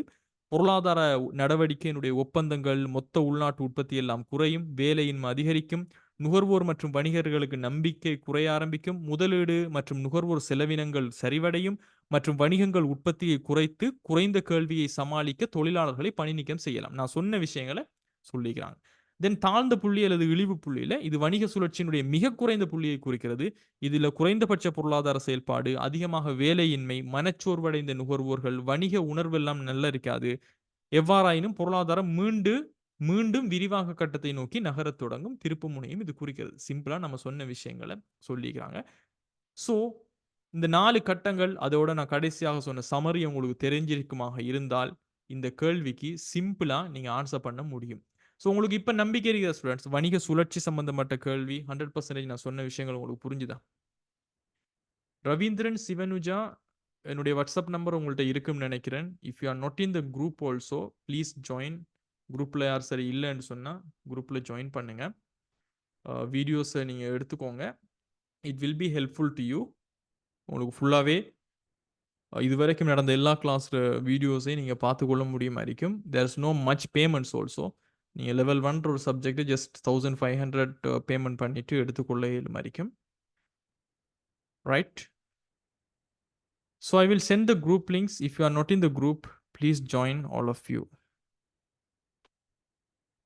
Right. So then let's move to the next question, guys. ஒரு வருட கால பகுதிக்கான பொருளாதாரம் ஒன்றினுடைய தேசிய கணக்குகளுடன் தொடர்புடைய பின்வரும் அனுமான தரவுகள் உங்களுக்கு தரப்பட்டுள்ளன. Right. Now the main point. நிறைய ஸ்டூடெண்ட்ஸ் ஸ்ட்ரகிள் பண்ணக்கூடிய இடம். அதே சமயம் தெரிஞ்ச ஸ்டூடெண்ட்ஸ் குயிக்காக மார்க்ஸ் எடுக்கக்கூடிய இடமெல்லாம் எதுன்னு கேட்டீங்கன்னு சொன்னால் இதாக தான் இருக்கும். It's very very simple. But ஏனோ தெரியாது நிறைய பேர் இந்த தேசிய கணக்கீடை கம்ப்ளிகேட் பண்ணுறது. அதுக்கான காரணம் நான் நினைக்கிற மட்டுக்கும் படித்து கொடுக்குற விதம். ஸ்டூடெண்ட்ஸ் படிக்க ரெடியாக இருக்கிறாங்க. அவங்க எக்ஸாமுக்குள்ள எடுக்க ரெடியாக இருக்கிறாங்க. But the problem is with teachers. அது ஒரு கம்ப்ளெக்ஸான சப்ஜெக்ட்ஸாக இருந்துச்சுன்னு சொன்னால் அதை ஈஸியான சப்ஜெக்டாக மாற்றுற பொறுப்பு முழுக்க ஒரு டீச்சரில், ஒரு லெக்சரரில் தான் இருக்குது. அவங்க அதை சரியாக ஸ்டூடெண்ட்ஸுக்கு கம்யூனிகேட் பண்ணாத இடத்துல அது ஒரு சிக்கலான சப்ஜெக்டாக தான் இருக்கும். ஏ-லெவல் ஸ்டூடெண்ட்ஸாக இருக்கட்டும் அல்லது WAT படிக்கக்கூடிய ஸ்டூடெண்ட்ஸாக இருக்கட்டும், நிறைய கோர்ஸ் வர சார் இந்த நேஷனல் அக்கௌண்டிங் புரிய மாட்டேங்குது, தேசிய கணக்கீடுல இது எப்படி இதை கணிக்கிறங்கிறது புரிய மாட்டேங்குது. பட் இருக்கிறதுலேயே ஆக ஈஸியானது இது மட்டும்தான். ஸோ நம்மளோட கிளாஸ் முடிஞ்ச உடனே, இந்த தேசிய கணக்கீடு முடிஞ்ச உடனே உங்களுக்கு இதில் வரக்கூடிய மார்க்ஸில் ஃபுல் மார்க்ஸ் எடுக்கக்கூடிய ஒரு கான்ஃபிடன்ஸ் உங்களுக்கு வரும்னு நான் நம்புகிறேன். So let's move with the question. So முதலாவது students, before we explore the question, முதலாவது இது ஒரு வருமான அணுகுமுறை சம்பந்தப்பட்ட கொஸ்டின். ஸோ அதுக்கு முன்னாடி நான் நம்மளோட நோட்ஸை பற்றி நான் சில விஷயங்களை நான் உங்களுக்கு ஷேர் பண்ணிக்கொள்கிறேன் ஸ்டூடெண்ட்ஸ். திஸ் இஸ் யுவர் உங்களுக்கு வரப்போகிற அடுத்த வீக் உங்களுக்கு கிடைக்க போகிற நியூ புக்கில் இருக்கக்கூடிய அழகு 4 தான் இந்த புக்ஸ் தேசிய கணக்கீடு மற்றும் அரசாங்கத்தினுடைய வகிபாகம் என்று சொல்லி நான் சொல்லிக்கிற விஷயம். இதுல நிறைய விஷயங்கள் நம்ம சொல்லியிருப்போம். இதை தாண்டி ஒரு கொஸ்டின்ஸ் கூட உங்களுக்கு இருக்காது. ரைட்? அதே மாதிரி இதுல தேவையில்லாத விஷயம் சொல்லி எதுவுமே இருக்காது. அதே மாதிரி நான் இதை எப்படி ப்ரிப்பேர் பண்ணிக்கிறேன்டா, நீங்க இங்கிலீஷ் வேர்ட்ஸையும் கட்டாயமாக தெரிஞ்சு கொள்ளணுங்கிறதுக்காக இங்கிலீஷையும் போட்டு தமிழையும் போட்டு முழுக்க முழுக்க செதுக்கி வச்சுக்கிற ஒரு நோட்ஸ் தான் இது. இது யார கொப்பியும் கிடையாது, யார இதுவும் கிடையாது. நானா உட்கார்ந்து ஒவ்வொரு வேர்ட்ஸா நான் டைப் பண்ணினது. ரைட்? சோ இதுல வந்து ஒட்டுமொத்தமான எல்லா விஷயங்களும் இருக்கும். இப்ப இதுல நம்ம தேசிய கணக்கீடு சம்பந்தமாக நம்ம பார்க்கும்போது ஸ்டூடண்ட்ஸ், நம்மளோட நோட்ஸ்ல நம்ம சொன்ன விஷயம், இப்ப நம்ம பார்த்த விஷயங்கள்லாம் போனோனே, தேசிய கணக்கீட்ட தயாரிக்கிற விதம் வந்து உங்களுக்கு இருக்கும். நான் ஏற்கனவே சொன்ன மாதிரி நம்மட தேசிய கணக்கீடினுடைய அப்ரோச் 3 விதங்கள் நம்ம தயாரிக்க முடியும். அதுல 1 உற்பத்தி அணுகுமுறை, 2வது வருமான அணுகுமுறை, 3வது செலவீட்டு அணுகுமுறைன்னு சொல்லி 3 அணுகுமுறைகள்ல நம்ம தயாரிக்க முடியும். ரைட்? சோ இந்த 3 அணுகுமுறைகள்ல நமக்கு கொஸ்டின்ல தரக்கூடிய தரவுகள் எந்த அணுகுமுறைக்குரிய தகவல் தரவுகள் அப்படிங்கிறத தெரிஞ்சு கொண்டாலே நம்மளால அடுத்த கட்டத்துக்கு போக முடியுமா இருக்கும். ரைட்? இப்ப இதுல பாருங்க, இதுல உற்பத்தி அணுகுமுறை, வருமான அணுகுமுறை மற்றும் செலவீட்டு அணுகுமுறை. இந்த 3 அணுகுமுறையினுடைய அடிப்படையில தான் நாம எப்பயுமே நம்ம பார்க்கணும். சோ உற்பத்தி அணுகுமுறை, வருமான அணுகுமுறை, செலவீட்டு அணுகுமுறை. சோ நம்ம தேசிய கணக்கீட்டு கொஸ்டின் அப்ரோச் பண்ணும்போது நமக்கு தந்திருக்கக்கூடிய தரவுகள் இந்த 3 மெத்தட்ஸ்ல எந்த மெத்தடுக்குள்ள வருதுங்கிறது முதல்ல நமக்கு புரியணும். அப்படி புரிஞ்சா தான் நமக்கு கொஸ்டினை செய்யலாம். அது சிம்பிள். இப்ப உதாரணத்துக்கு பார்த்தீங்கன்னா, இந்த புரொடக்ஷன் அப்ரோச்சுக்குள்ள பார்த்தீங்கன்னா ஸ்டூடண்ட்ஸ், சிம்பிளாக உங்களுக்கு நான் படிப்பிக்கைகள் நான் சொல்லியிருப்பேன். ஸோ புரொடக்ஷன் அப்ரோச் என்பது உங்களுக்கு கொஸ்டின்ல பெருசாக வராது. பெருசாக இல்ல, உங்களுக்கு புரொடக்ஷன் அப்ரோச்ல கணக்க தயாரிக்கிற மாதிரி வரவே வராது. 100க்கு 99% உற்பத்தி அணுகுமுறை உங்களுக்கு இல்ல. அப்போ உங்களுக்கு கொஸ்டின் எங்க இருந்து விளையாடுபடும் என்று சொன்னா, செலவீட்டு அணுகுமுறையில 100க்கு 60% சான்ஸ் இருக்குது. வருமான அணுகுமுறையில 100க்கு 40% உங்களுக்கு வாரத்துக்கு சான்ஸ் இருக்குது. பிகாஸ் புரொடக்ஷன் அப்ரோச் இதுவரைக்குமே வந்ததில்ல. பிகாஸ் அது வந்து சிம்பிள். ரைட்? அப்போ இந்த 2 மெத்தட்ல தான் உங்களுக்கு கொஸ்டின் வரப்போது. ஒன்று வருமான அணுகுமுறை, இன்னொன்று செலவீட்டு அணுகுமுறை. இதுல ஒரு அணுகுமுறை சம்பந்தமாகத்தான் நாம இப்ப டிஸ்கஷன் பண்ண போறோம். அதுதான் வருமான அணுகுமுறை. Right? So let's come with a mind map. இப்ப இந்த வருமான அணுகுமுறை ஸ்டூடண்ட்ஸ் நான் சொல்லி தரேன். இதுல இருந்தா இந்த கொஸ்டின் வந்து இந்த வருமான அணுகுமுறையில கொஸ்டின் வந்திருக்குதுன்னு சொல்லி எப்படி நம்ம தெரிஞ்சு கொள்ளணும்னு சொன்னா, முதலாவது இந்த வருமான அணுகுமுறை என்பது என்னங்கிற இன்ட்ரோடக்ஷன் உங்களுக்கு தெரியும். சோ முதலாவது பாருங்க, இந்த வருமான அணுகுமுறை என்பதை நான் விளங்கப்படுத்தியிருக்கிறேன். பொருளாதாரம் ஒன்றில் உற்பத்தி காரணிகளுக்காக மேற்கொள்ளப்பட்ட அனைத்து கொடுப்பனவுகளையும் உள்ளடக்கியது வருமான அணுகுமுறை ஆகும். Primary income includes all payments made to the factors of production in an economy. உற்பத்தி காரணிண்டா என்ன சொல்லுங்க பாப்போம். அலகு 1ல படிச்சது. What does it mean by factors of production?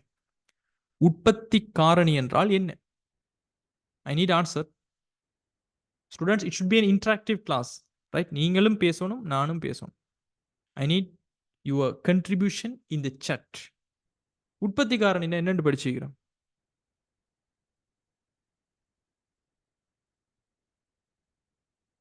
என்னன்னு படிச்சிக்கிறோம். நிலம், உழைப்பு, மூலதனம், முயற்சி. சிம்பிளா தானே படிச்சிக்கிறோம். Yes, correct. Jeeniya correct, Yurenika correct. நிலம், உழைப்பு, மூலதனம், முயற்சின்னு சொல்லி படிச்சுக்கிறோம். இப்போ இந்த உற்பத்தி காரணிகளுக்காக மேற்கொள்ளப்பட்ட அனைத்து கொடுப்பனவுகளும்டா பொருளியல் ஸ்டூடெண்ட்ஸ். இந்த நிலம், உழைப்பு, மூலதனம், முயற்சி எந்த துறைக்கு சொந்தமாக இருக்குன்னு நம்ம படிச்சுக்கிறோம். வீட்டுத்துறையா, நிறுவனத்துறையா, அரசு துறையா, வெளிநாட்டு துறையா? எந்த துறைக்கு சொந்தமாக இருக்கும்? Yes, correct. Yurenika correct. Households அப்படின்டா நாட் கவர்மெண்ட் சஃபருல்லா, அரசாங்கத்துக்கு இல்லை, வீட்டுத்துறைக்கு சொந்தமாக காணப்படும். அப்போ உற்பத்தி காரணிகளுக்காக மேற்கொள்ளப்பட்ட அனைத்து கொடுப்பனவுகளும் சொன்னால், வீட்டுத்துறையில நிலம் இருந்தால் அவங்களுக்கு வாடகை கொடுக்கப்படும். தட் இஸ் இன்கம் சோர்ஸ், வருமான வகை. உழைப்பு இருந்தால் அவர்களுக்கு கூலி சம்பளங்கள் கொடுக்கப்படும்.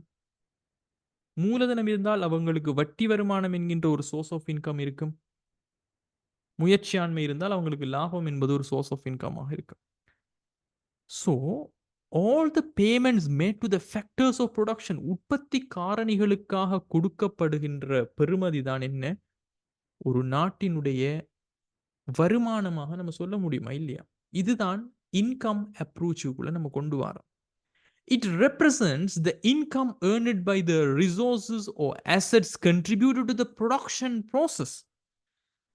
ஒரு பொருளாதாரத்தினுடைய உற்பத்தியில நிலம் இருக்கும், உழைப்பு இருக்கும், மூலதனம் இருக்கும், முயற்சி இருக்கும். பிகாஸ் அதுதான் உற்பத்தி காரணி. அப்படின்னா என்ன அர்த்தம்? உற்பத்தியை நம்ம மேற்கொள்ளணும்னா இது 4ம் இருக்கணும். அப்ப இந்த 4க்கும் கொடுக்கப்படுகின்ற பங்களிப்புகள் எவ்வளவுன்னு சொன்னா அதுதான் அவங்களினுடைய வருமானம். அப்ப இந்த வருமானம் அவ்வளவுத்தையும் கூட்டி விட்டோம்னா ஒரு பொருளாதாரத்தில் இருக்கக்கூடிய எல்லா இந்த 4 சோர்ஸ்ல இருக்கக்கூடிய வருமானத்தை நம்ம கொண்டு வந்தோம்னா அந்த பொருளாதாரத்துல எவ்வளவுக்கு வருமானம் வந்திருக்குது என்பதனை நம் அடிப்படையாக கொண்டு இவ்வளவுக்கு இந்த பொருளாதாரம் கெப்பாசிட்டி உடையது, உற்பத்தியை கொண்டிருக்குது அப்படின்னு நம்ம சொல்றதுதான் வருமான அணுகுமுறையாக இருக்குது. Am I make sense to all of you?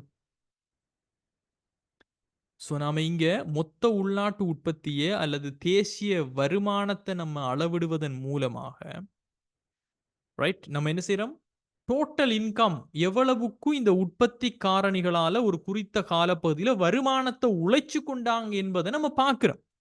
அப்ப இதன் மூலமாக நாம என்ன செய்யறோம், ஒரு நாட்டுல உற்பத்தி இடம்பெற்றதற்காக எவ்வளவுக்கு காசு கொடுக்கப்பட்டுள்ளது அல்லது அவங்க வருமானம் எவ்வளவு உழைச்சிருக்கிறாங்கன்னு பார்க்கிறோம். Am I make sense to all of you?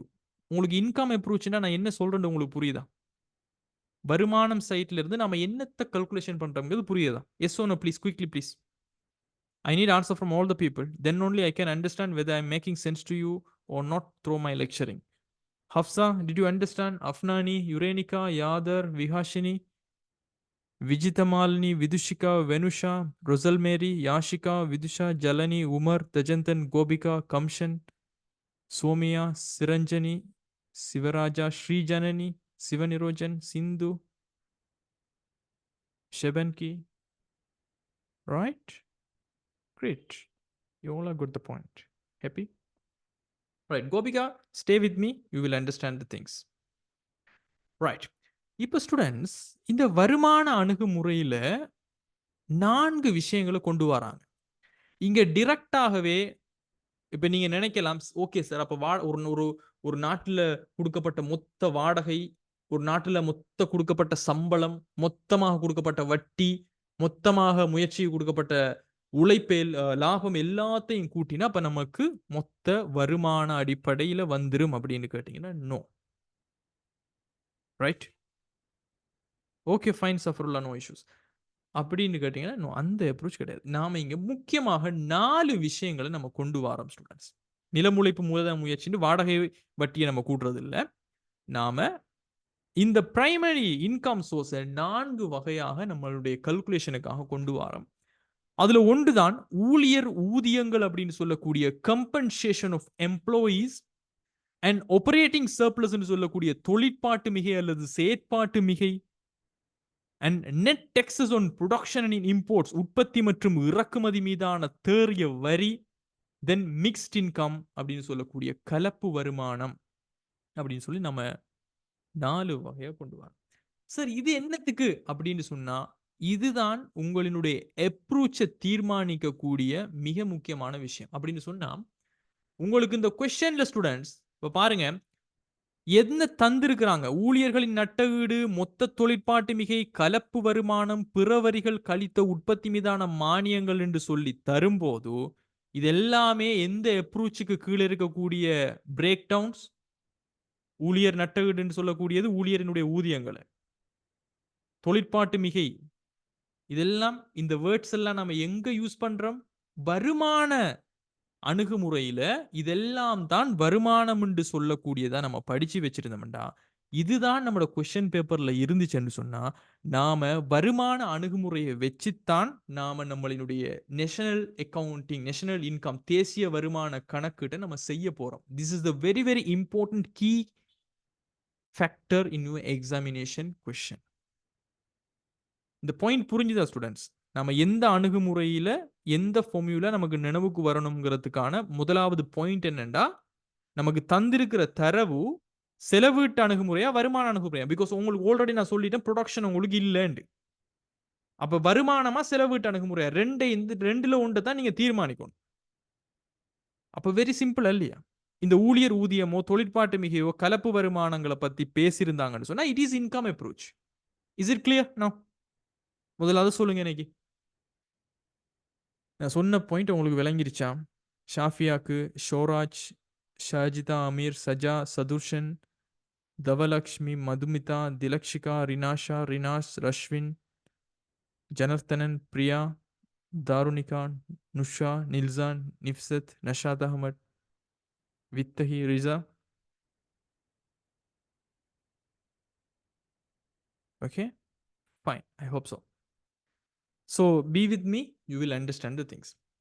So சிம்பிளா இந்த ஊழியர் ஊதியம் அல்லது ஊழியர் நட்டஈடுன்னு சொல்லக்கூடியது தொழிற்பாடு மிகை, உற்பத்தி மற்றும் இறக்குமதி மீதான தேறிய வரி, கலப்பு வருமானம்ங்கிற விஷயங்கள் உங்களோட கொஸ்டின் பேப்பர்ல உங்களுக்கு தந்திருக்கக்கூடிய தரவுகளுக்குள்ள இருந்துச்சுன்னு சொன்னேன். இப்ப பாருங்க, ஒரு வருட காலப்பகுதிக்கான பொருளாதாரம் ஒன்றின் தேசிய கணக்குகளுடன் தொடர்புடைய பின்வரும் அனுமான தரவுகள் உங்களுக்கு தரப்படலன்ட்டு ஊழியர்களின் நட்டஈடு, மொத்த தொழிற்பாட்டு மிகை, கலப்பு வருமானம், பிற வரிகள் கழித்த உற்பத்தி மீதான மானியங்கள், உற்பத்தி மற்றும் இறக்குமதி மீதான நிகர வரிகள் என்று சொல்லக்கூடிய தரவுகள் எல்லாமே வருமான அணுகுமுறைக்குரிய தகவல் தரவுகள்.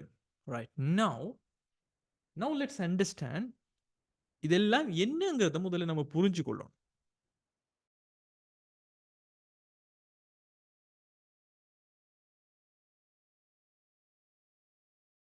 So let's break down each and everything.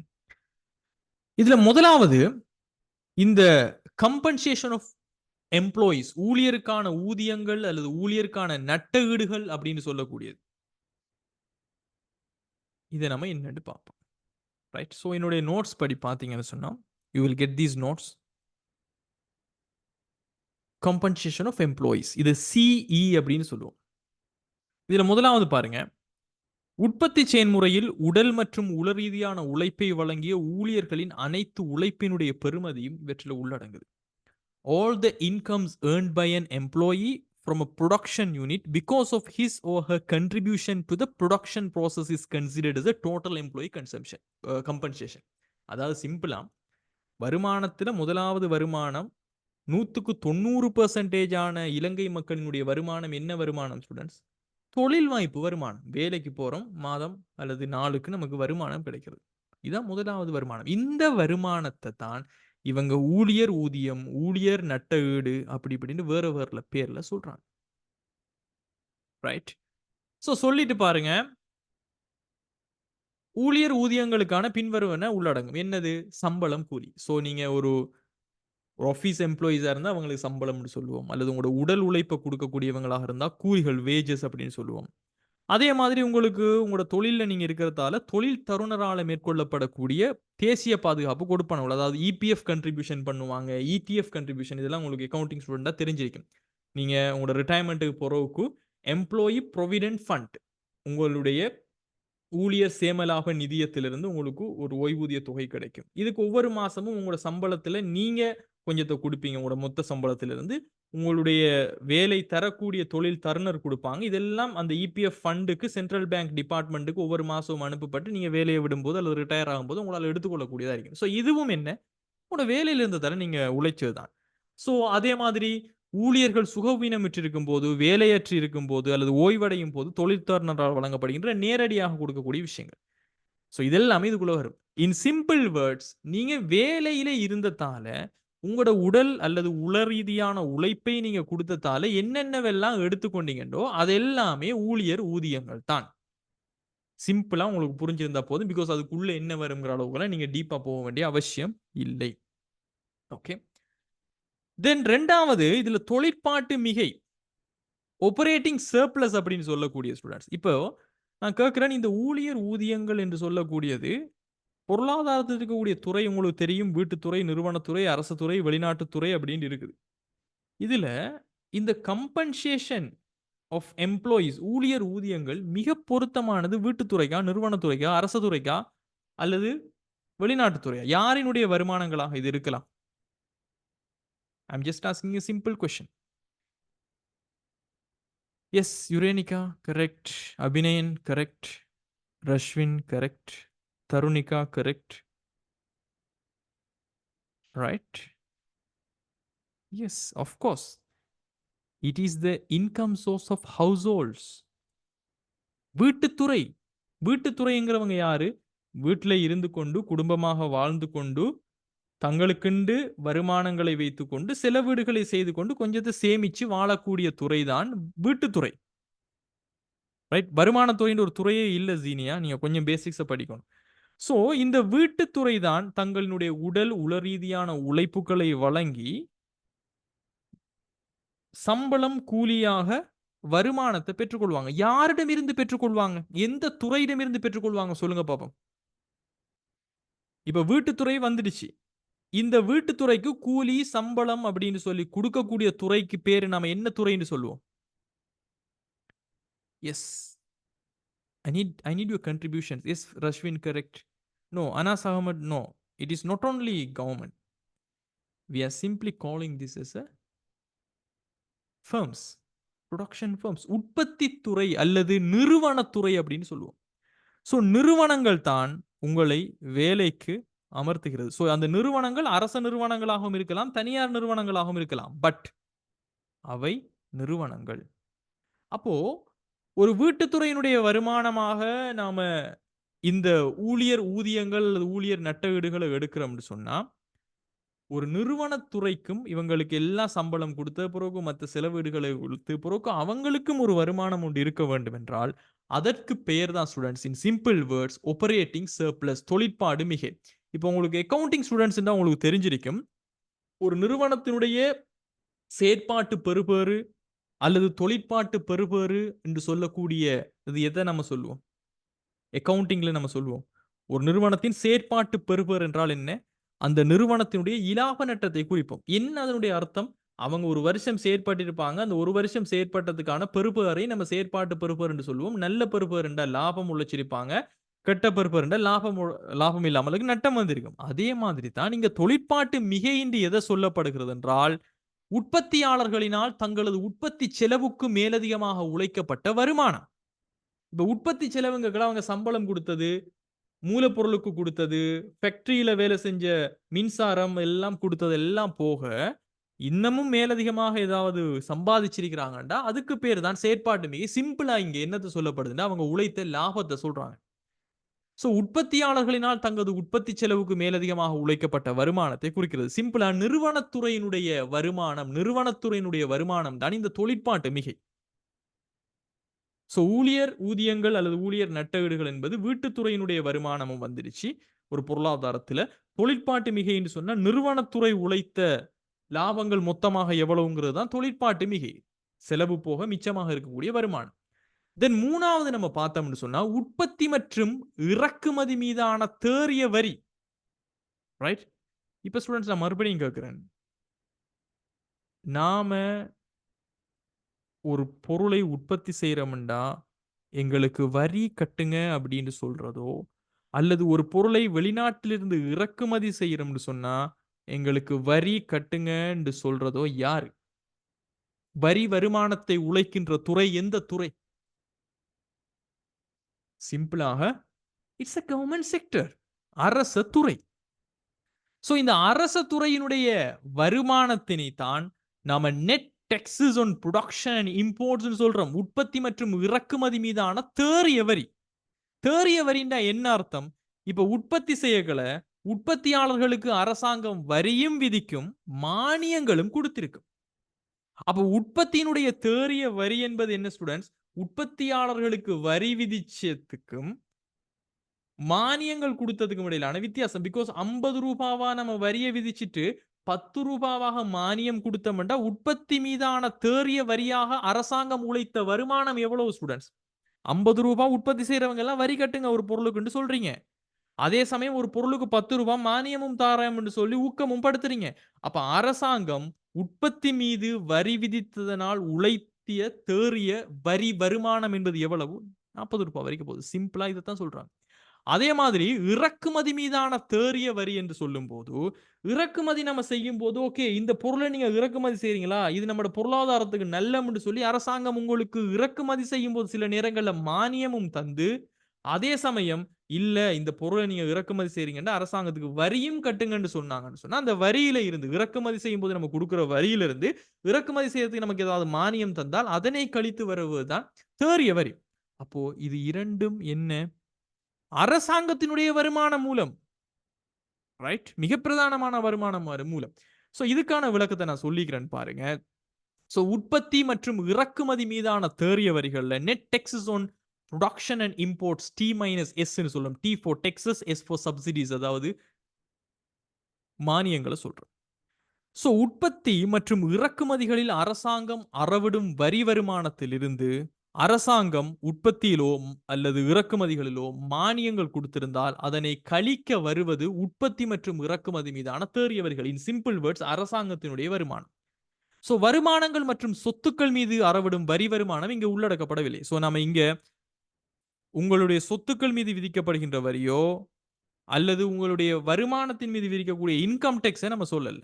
இங்க நம்ம பார்க்கிறது ப்ரொடக்ஷன், பொருளை உற்பத்தி செய்யற போது வருமானம், உற்பத்தி செய்யும் போது உங்களுக்கு மானியம் தந்து வரி தந்திருந்தா, அல்லது பொருளை இறக்குமதி செய்யும் போது உங்களுக்கு மானியம் தந்து வரி விதிச்சிருந்தால் இதை மட்டும்தான் நம்ம இங்க கன்சிடர் பண்ணுவோம். This a very important point.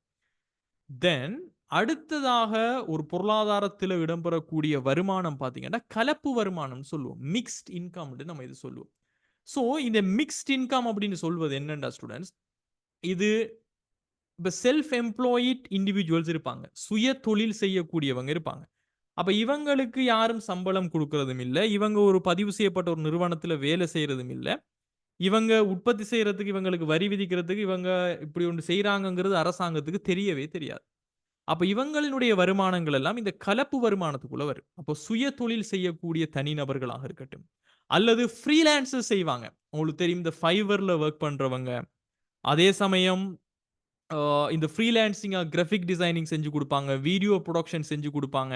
இந்த மாதிரியான நபர்கள், right?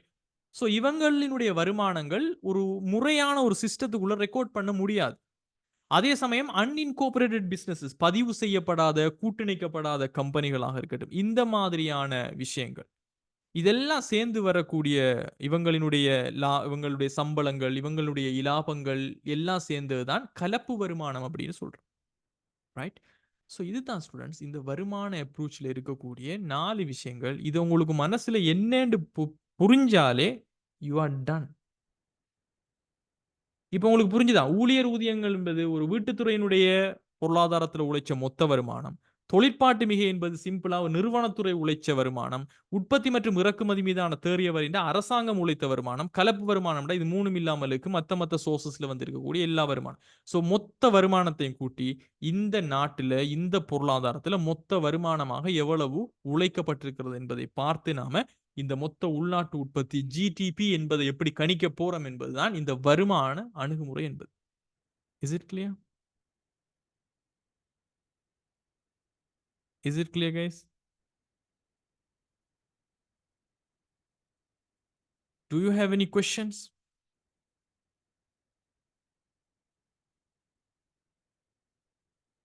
Okay. I hope so. I made sense to you.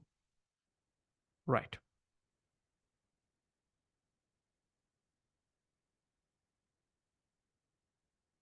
Right. So இதில் ஸ்டூடெண்ட்ஸ் இன்னும் நாம ஒரு ஸ்டெப்ஸுக்கு போக வேண்டியது. இப்போ உங்களுக்கு இந்த 4 விஷயங்களும் என்னங்கிறது உங்களுக்கு தெரியும். எஸ், நன் ஒப்சர்வ்ட் எக்கனாமிக் ஆக்டிவிட்டீஸ் என்றும் சொல்ல முடியும். பட் அது இதுக்கானது இல்லை உமர். அது தனியான ஒரு தலைப்பு, ரைட்? அது தனியான ஒரு விஷயம். ஸோ இப்போ இதுல நாம 2 விஷயங்களை இந்த வருமான அப்ரோச்ல நம்ம காணணும் students. It's an very important point. Okay, இதுல ஒன்றுதான் மொத்த உள்நாட்டு வருமானம் என்று சொல்லக்கூடிய GDI என்று சொல்லக்கூடிய ஒரு விஷயம். அதே மாதிரி மொத்த தேசிய வருமானம் என்று சொல்லக்கூடிய GNI, GDI இந்த gross domestic income, GNI இந்த gross national income, மொத்த தேசிய வருமானம், மொத்த உள்நாட்டு வருமானம். இப்ப இதுல இந்த ஃபார்முலா முக்கியமாக நீங்க அண்டர்ஸ்டாண்ட் பண்ணணும். இதுல என்ன நம்ம சொல்ல வரோம்டா, இந்த அனைத்து வருமான மூலங்களினுடைய கூட்டுத்தொகை தான் மொத்த உள்நாட்டு வருமானம் ஆகும் என்று சொல்றோம். இவை மொத்த உள்நாட்டு கூட்டிய பெருமதிக்கு சமனாக காணப்படும். அப்படின்னு சொன்னா மொத்த உள்நாட்டு வருமானம் என்கின்ற GDI, இந்த GVA என்று சொல்றதும் ஒரே விஷயம்தான். மொத்த உள்நாட்டு கூட்டிய பெறுமதி. GVA என்று சொன்னா gross value added, மொத்த உள்நாட்டு கூட்டிய பெறுமதி. இது என்னன்னு சொன்னா சமேஷன், என்னென்ன விஷயங்களை கூட்டுறோம்னா CE. CEண்டா என்ன ஸ்டூடெண்ட்ஸ்? என்னன்னு படிச்சோம் இப்ப? Anyone can remember what does it mean by CE? What is that?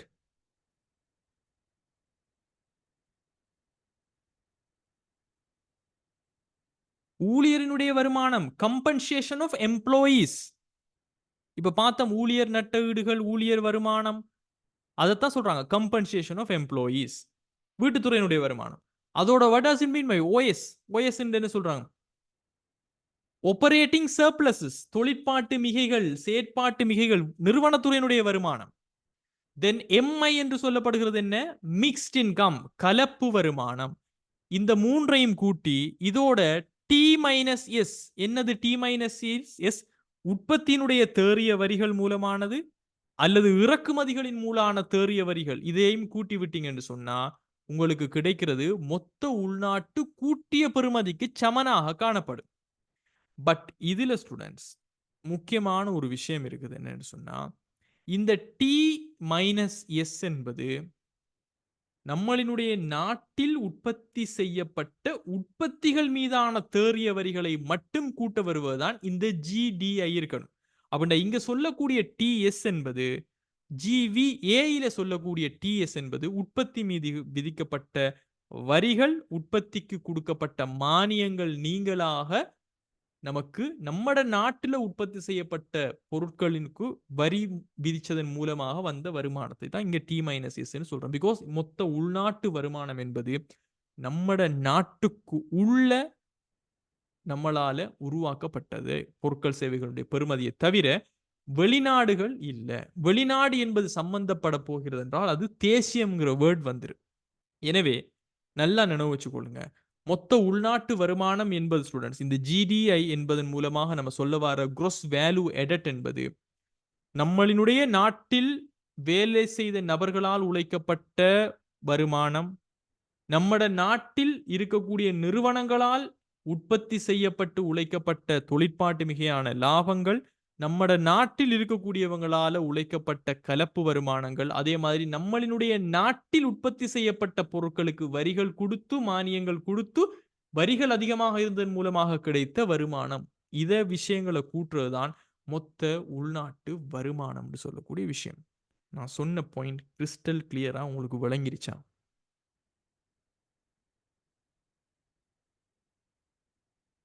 So மொத்த உள்நாடு, இந்த டொமஸ்டிக் என்று சொல்லக்கூடிய உள்நாடுங்கிற வேர்ட் வந்தாலே நம்மட நாட்டுக்கு உள்ள நம்மட நாட்டு விஷயங்கள் மட்டும்தான்.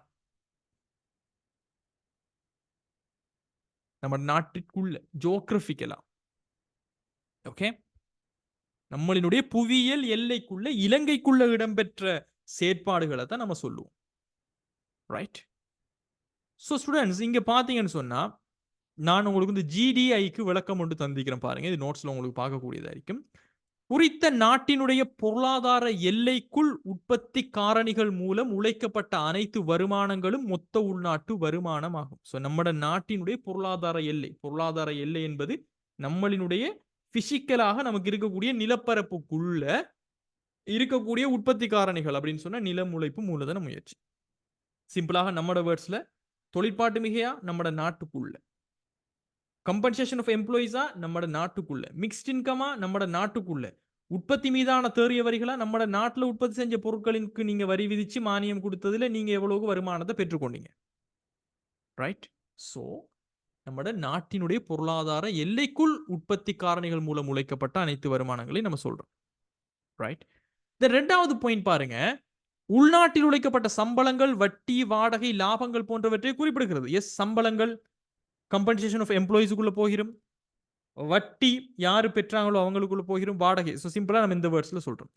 ஒரு நாடு மற்ற உலக நாடுகளோடு எந்தவித நிதி கொடுக்கல் வாங்கல்களும் இடம்பெறாத போது அதனது மொத்த உள்நாட்டு வருமானமும் மொத்த தேசிய வருமானமும் ஒரே பெறுமதியில காணப்படும். ஏன்னு சொன்னா நம்மட நாட்டுக்குள்ள வேற பொருள் வரவும் இல்லை, நம்மட நாட்டினுடைய பொருள் வேற நாடுகளுக்கு அனுப்பப்படவும் இல்லை என்றால் நம்மளுடைய மொத்த உள்நாட்டு வருமானமான GDI gross domestic income and GNI gross national income தேசிய வருமானமும் உள்நாட்டு வருமானமும் ஒன்றாகத்தான் இருக்கும். பிகாஸ் வெளிநாட்டினுடைய எந்த விதமான தலையீடும் நமக்கு இல்லை, நம்ம நாட்டாக்களும் வெளிநாடுகளோடு எந்த ஒரு தலையீடும் இல்லாமல் இல்லை.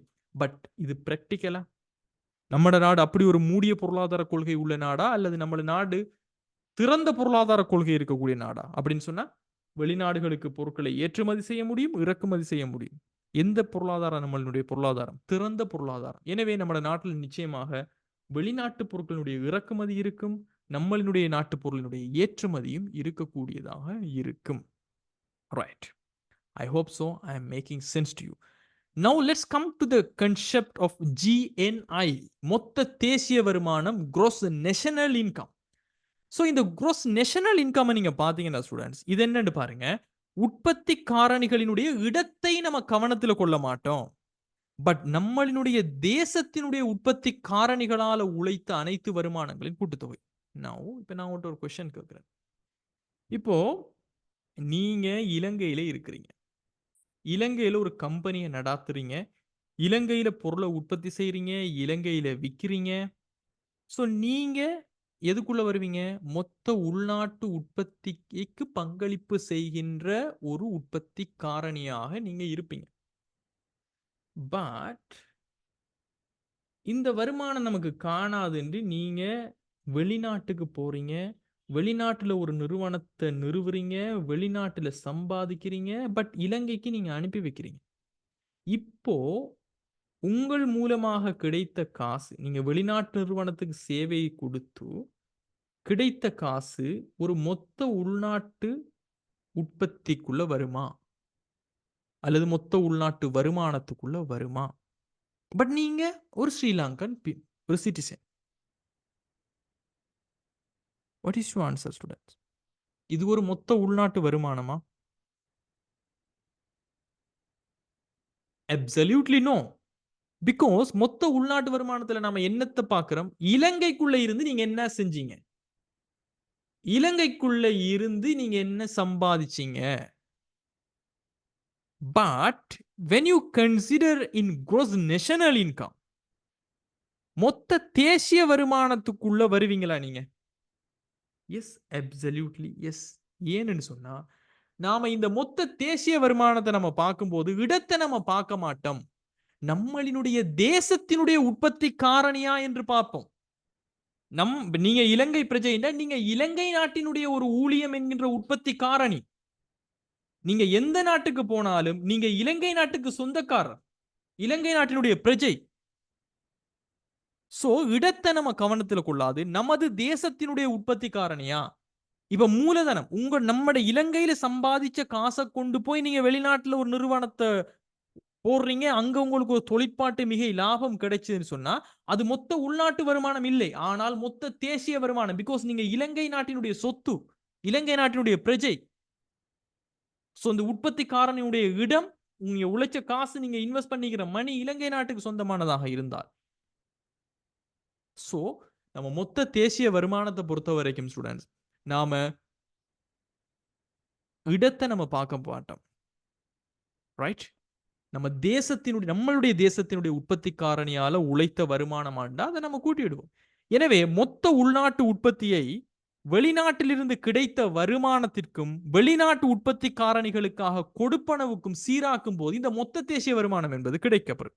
ஏன்னு சொன்னா நம்ம நாட்டுல வெளிநாட்டவர்களும் வந்து வேலை செய்வாங்க, அவங்களுக்கு நம்ம சம்பளம் கொடுக்க வேண்டியிருந்தால் அவங்க உழைத்த வருமானம் என்பது நம்ம நாட்டு வருமானம் கிடையாது, அது அவங்களுடைய நாட்டு வருமானம்.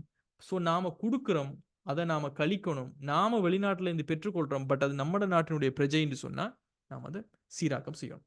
ஸோ இதுதான் ஸ்டூடெண்ட்ஸ் இந்த gross national income என்று சொல்லக்கூடிய ஒரு விஷயம். எனவே so GNI is the total income produced by the nation's factors of production regardless of where they are located, and GNI adjusts for income from abroad and payments to foreign factors of production. So simple wordsல பாத்தீங்கன்னா மொத்த தேசிய வருமானம் என்பது மொத்த உள்நாட்டு உற்பத்தி. மொத்த உள்நாட்டு உற்பத்தி என்பது எதுக்கு சமனாக காணப்படும்? வருமான அணுகுமுறையில நான் ஏற்கனவே சொன்ன மாதிரி GVA, மொத்த உள்நாட்டு கூட்டிய பெறுமதி எதுக்கு சமனாக காணப்படும்டா மொத்த உள்நாட்டு வருமானத்துக்கு சமனாக காணப்படும். எனவே இந்த மொத்த உள்நாட்டு வருமானம் அதாவது மொத்த உள்நாட்டு உற்பத்தியோட gross factor primary income என்று சொல்லக்கூடிய மொத்த காரணி முதன்மை வருமானம் சொல்லுவோம். NFPI, National Factor Production National Factor Production Income. Let's take like that. So NFPI அப்படின்னு சொல்லக்கூடிய மொத்த காரணி முதன்மை வருமானம் என்றால் வெளிநாட்டுக்கு நாம கொடுத்த காசை கழிச்சிட்டு வெளிநாட்டிலிருந்து நாம பெற்றுக்கொண்ட வருமானங்கள் எல்லாம் இருக்கும், அதை கூட்டினதாக இருக்கும். ஸோ இது வந்து டிரெக்டாவே உங்களுக்கு தருவாங்க. ஸோ இதுதான் இங்க இருக்கக்கூடிய பேசிக்கான ஒரு அண்டர்ஸ்டாண்டிங். இந்த அண்டர்ஸ்டாண்டிங்கை வச்சு தான் நம்ம கொஸ்டினை நம்ம செய்ய போறோம். ஓகே, முதலாவது இந்த மொத்த தேசிய வருமானம், மொத்த உள்நாட்டு வருமானம். மொத்த உள்நாட்டு வருமானம் என்பதுதான் மொத்த உள்நாட்டு உற்பத்திங்கிற புரிதல் உங்களுக்கு இருக்குதா? அதே மாதிரி இந்த 4 விஷயத்தையும் கூட்டினா நமக்கு மொத்த உள்நாட்டு வருமானம் என்பது வரும். இந்த 4ஓட அங்கால இருக்கக்கூடிய வெளிநாட்டு விஷயங்கள் சம்பந்தப்பட்ட விஷயத்தை நம்ம கூட்டினோம்னு சொன்னா நமக்கு மொத்த தேசிய வருமானம் வரும் என்பது ஒரு 100க்கு 50% நான் சொன்ன விஷயம் புரிஞ்சுதா? ஏன்டா 50% கொஸ்டினை செய்யும் போது உங்களுக்கு புரிஞ்சிடும். Thank you, Rashwin. Right? Is it clear? Zenia, Alim, Ashika, Abi, Abhinayan, Shajid, Ajifar, Rukia, Alan, Amra, Anat, Shanshika, Absan, Ashfa, Atif, Atish, Azara, Nizar, Asa, Banupriya, Branavi, Yadusha. Right? I hope so. You are in a good way. Then let's break down the question. Now we are going to the real battle. So இதுல முதலாவது பாருங்க students, நமக்கு முதலாவது கேட்ட கேள்வி மொத்த பெறுமதி சேர்ப்பு அதாவது ஜிவிஏவை கேட்டிக்கிறாங்க, அடிப்படை விலையில கேட்டிக்கிறாங்க. முதலாவது இங்க உங்களுக்கு தெரியணும் அடிப்படை விலை என்பது சந்தை விலை என்பதெல்லாம் என்னங்கிறது தெரியணும். அதை பத்தி நம்ம டிஸ்கஸ் பண்ணுவோம். ஸோ ஃபர்ஸ்ட்டுக்கு இந்த gross வேல்யூ எடட் மொத்த பெறுமதி சேர்ப்புக்கு நமக்கு ஃபார்முலா தெரியும். வருமான அப்ரோச்சில் தான் இந்த ஜிவிஏங்கிற ஒரு விஷயமே இருக்குது. இந்த ஜிவிஏ காண்றதுக்கு நமக்கு சிஎஸ் தெரியணும், ஆப்பரேட்டிங் சர்ப்ளஸ் ஆன ஓஎஸ் தெரியணும், T-S தெரியணும். பட் அந்த T-S இறக்குமதி இல்லாமலுக்கு உற்பத்தி மீதான தேறிய வரிகளாக மட்டும் இருக்கணுங்கிறது தெரியும். அப்போ நாம இதை எப்படி கிரியேட் பண்ணலாம்? Let me share my Excel screen. So I'm gonna share my Excel screen. Within few seconds, you can see the Excel screen. Can you confirm, you guys? Can you confirm me? Did you able to see the Excel screen now? So we are going to do national income calculation, and the question number we are going to deal is 2023 July paper.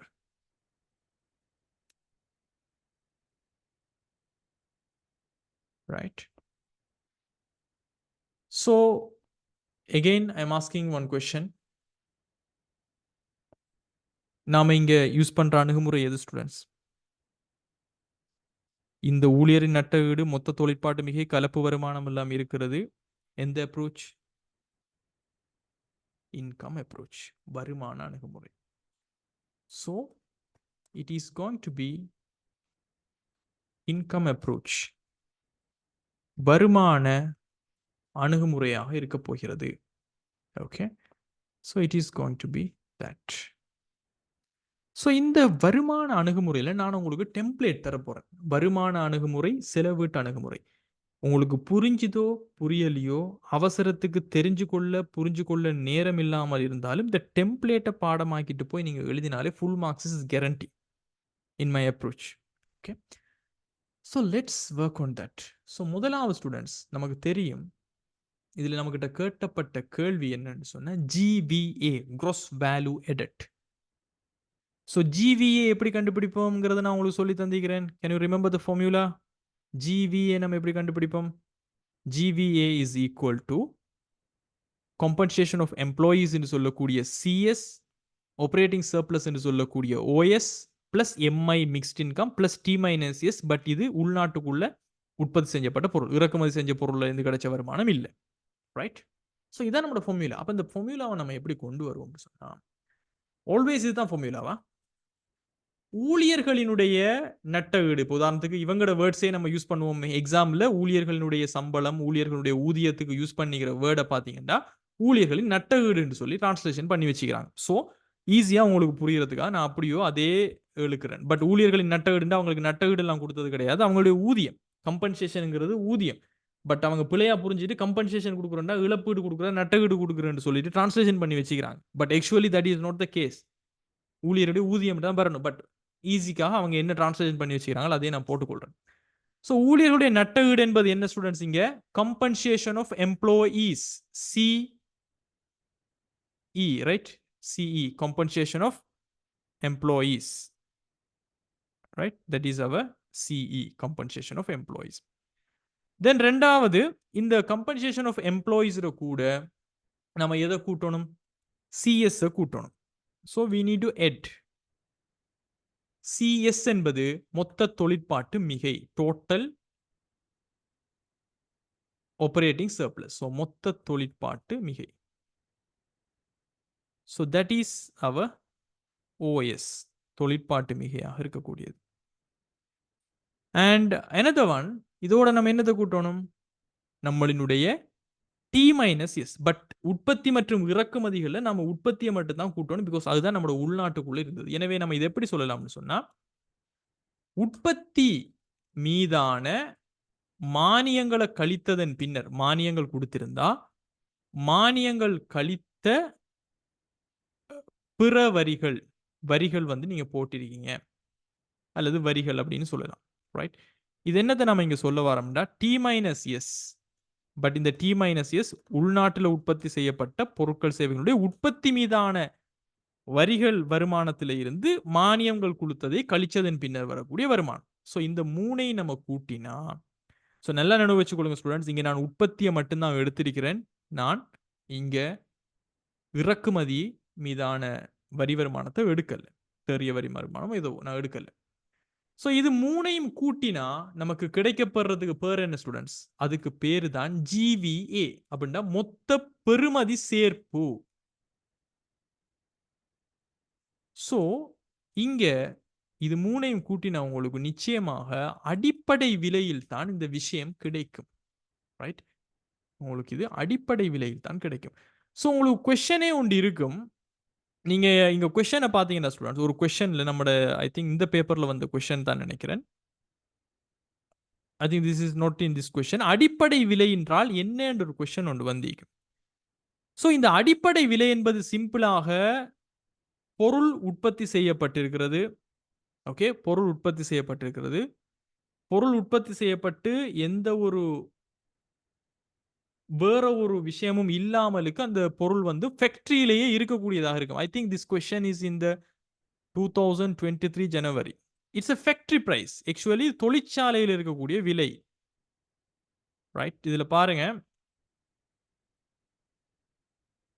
S, இது question பாருங்க. Question number 6ல பேர்ன தேசிய வருமான கணக்கீட்டில் அடிப்படை விலை என்பதனால் கருதப்படுவது என்ன என்பது சொல்லிப்பாங்க. ஸோ கொஸ்டின் நம்பர் 6ல பி கொஸ்டினாக இருக்கும். ஸோ இதை பத்தி நம்ம அந்த கொஸ்டின் பார்க்கும்போது பார்ப்போம். தேசிய கணக்கீட்டில் அடிப்படை விலை என்பது 3 விஷயங்கள், 3 விலைகள் வந்து இருக்கும் ஸ்டூடெண்ட்ஸ்.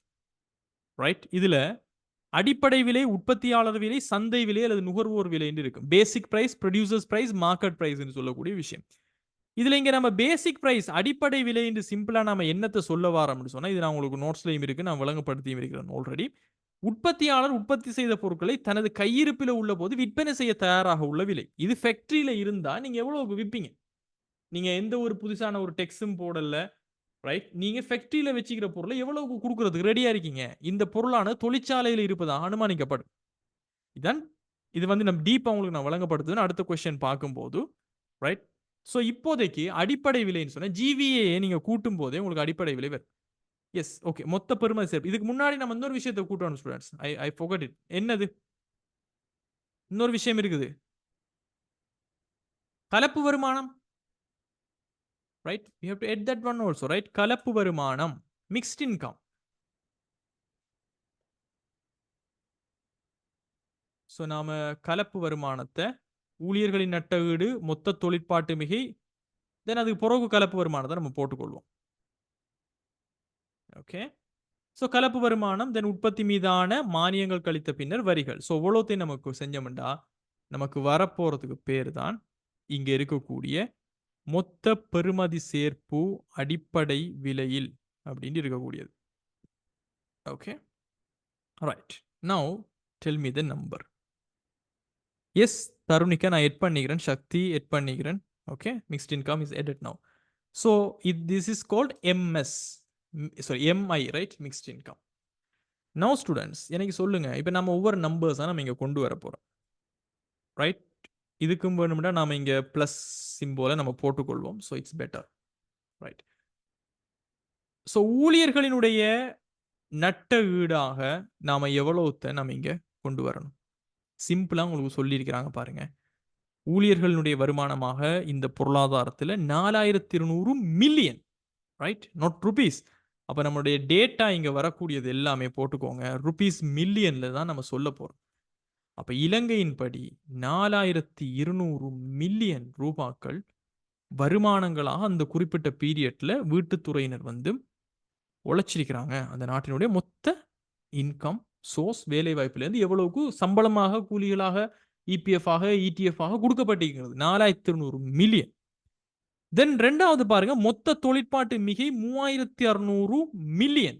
அப்ப மொத்த தொழிற்பாட்டு மிகை ஓஎஸ் பாத்தீங்கன்னா 3600. அப்படின்னா என்ன அர்த்தம்? நிறுவனத்துறை இயங்கினத்தால லாபமாக மட்டும் அவங்க 3600 மில்லியனை சம்பாதிச்சிருக்கிறாங்க வருமானமாக. அப்ப அவங்களோட வருமானம், ரைட். அதோட கலப்பு வருமானத்தை பாத்தீங்கன்னா 1800 மில்லியன். அப்படின்னு சொன்னா பதிவு செய்யப்படாம செல்ஃப் எம்ப்ளாயா வேலை செய்யறவங்க, ஃப்ரீலான்சர்ஸா வேலை செய்யறவங்க, மத்த வருமானங்கள், பதிவு செய்யப்படாத கம்பெனிகள், அன்அப்சர்வ்டு ஆக்டிவிட்டீஸ்ல வந்திருக்கக்கூடிய வருமானங்கள் எல்லாம் 1800 மில்லியன் சம்பாதிக்கப்பட்டுள்ளது நம்மளோட பொருளாதாரத்துல. தென் இப்ப அடுத்ததுல தான் ட்விஸ்ட் இருக்குது. இந்த மூணுமே டிரெக்டா நம்ம கூட்டிட்டோம். இப்போ உங்களுக்கு தெரியும், நம்ம கணிக்கிறது மொத்த பெறுமதி சேர்ப்பு அப்படின்னு சொன்னா மொத்த உள்நாட்டு வருமானத்துக்கு சமனானது. எனவே உள்நாட்டு விஷயங்கள் மட்டும்தான் வந்திருக்கணும்னு சொன்னா, இப்ப இதுல ஸ்டூடெண்ட்ஸ் பாத்தீங்கன்னா பிற வரிகள் கழித்த உற்பத்தி மீதான மானியங்கள். பட் இது ஆக்சுவலியே ஒரு பிழையான ஒரு டிரான்ஸ்லேஷன். இப்ப பிற வரிகள் கழித்த உற்பத்தி மீதான மானியங்கள்டா அதனுடைய அர்த்தம் என்ன?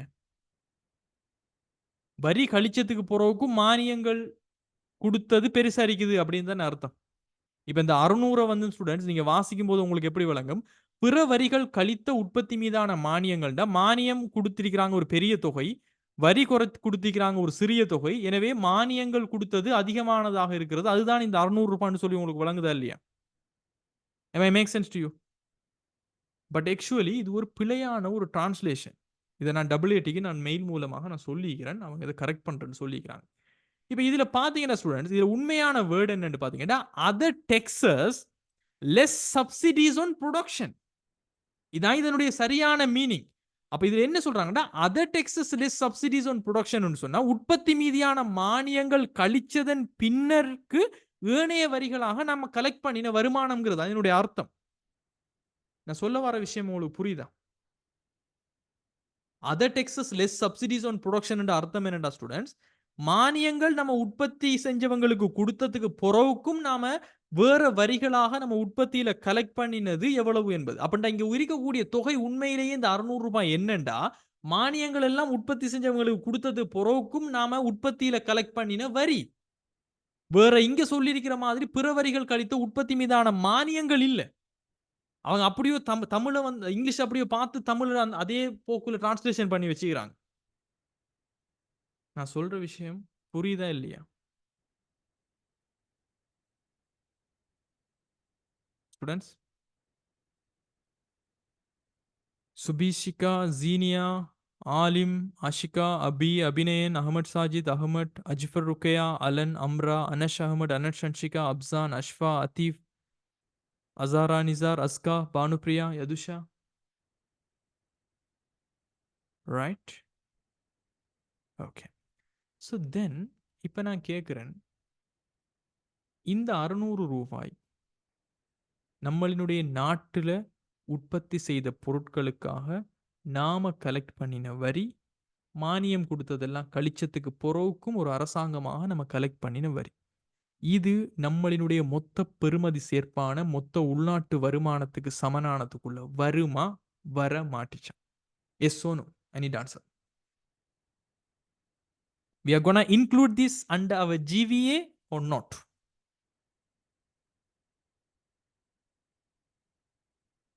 Absolutely yes, right? Because இது அரசாங்கத்தினுடைய உற்பத்தி. நம்மட நாட்டுல உற்பத்தி செஞ்ச பொருளுக்கு அரசாங்கம் விதிச்ச வரி. We are gonna include this.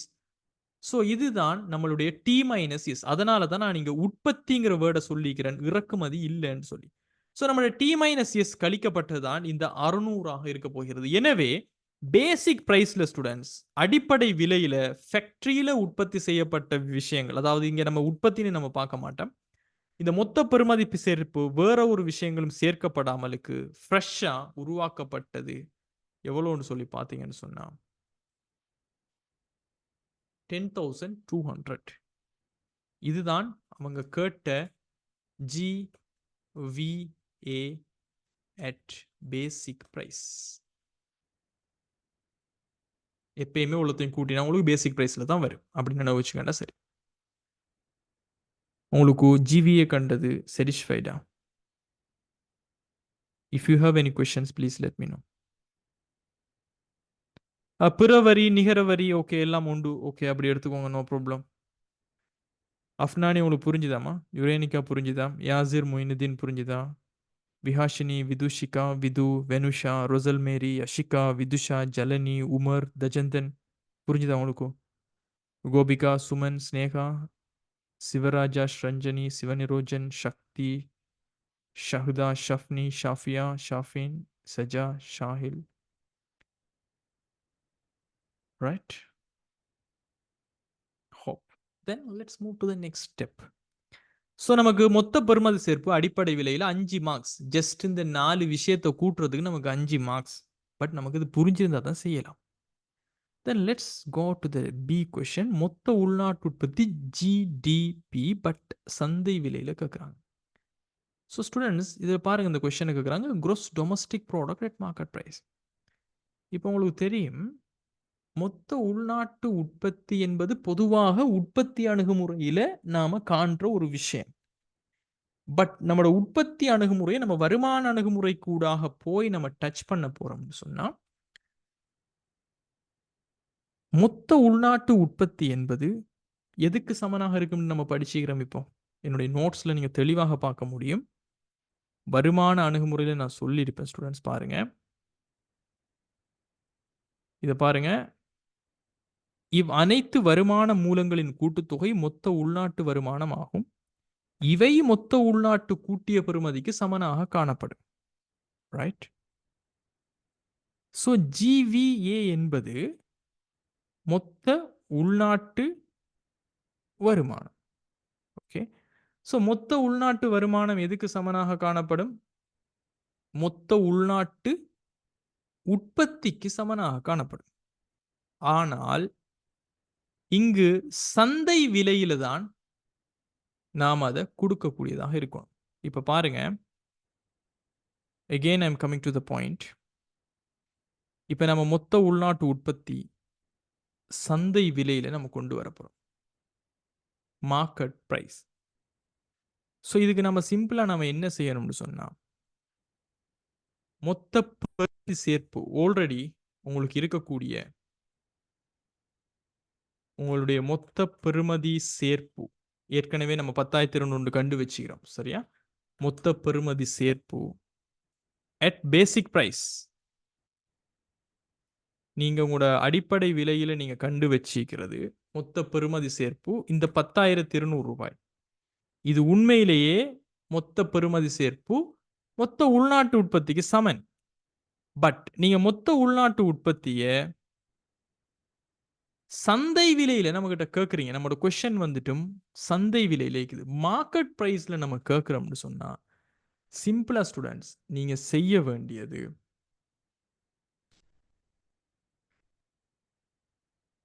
உற்பத்தி இங்க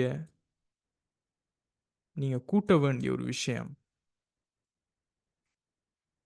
உற்பத்தி மற்றும் இறக்குமதியை நான் இங்க கொண்டு வரணும். நீங்க ரைட்? இறக்குமதி மீதான தேறிய வரிகள். தேறிய வரிகளை நீங்க கொண்டு வந்தீங்கன்னு சொன்னா அது உங்களுக்கு மொத்த உள்நாட்டு உற்பத்தி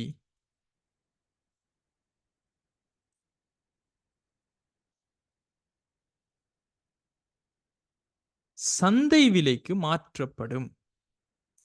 அட் சந்தை விலையாக மாற்றப்படும். ஸோ இங்க the important point is this. நான் சொன்ன விஷயங்கள் உங்களுக்கு புரிஞ்சுதா? Anyone having any questions?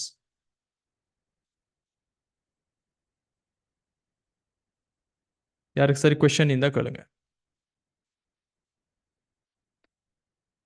I'm giving 1 minute. Please tell me if you have any question.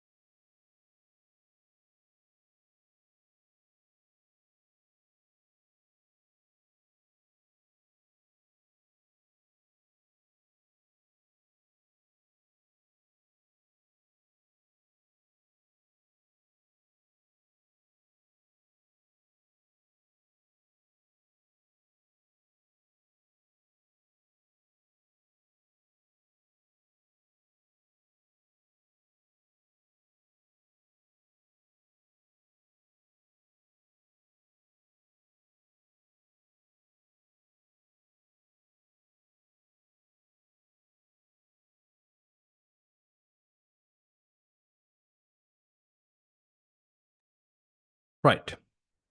So இப்போ உங்களுக்கு ஒரு கொஸ்டின் ஒன்று வந்தீங்கதா, சார் நீங்க தானே சொன்னீங்க இந்த மொத்த உள்நாடுங்கிற gross டொமஸ்டிக்ங்கிற வேர்ட் வந்தாலே அது நம்மட நாடு நம்மட நாடு நம்மட நாட்டுக்குள்ள என்ன நடந்துச்சுன்னு தான் நம்ம பார்க்கணும். சார் இறக்குமதிங்கிறது வெளிநாட்டுல இருந்து கிடைக்கிற பொருள் தானே, அப்ப ஏன் சார் இப்ப அதை உள்ளடக்கி மறுபடியும் மொத்த உள்நாடுங்கிற வேர்டையே நீங்க யூஸ் பண்ணிக்கிறீங்க, தேசியமா மாறாதா?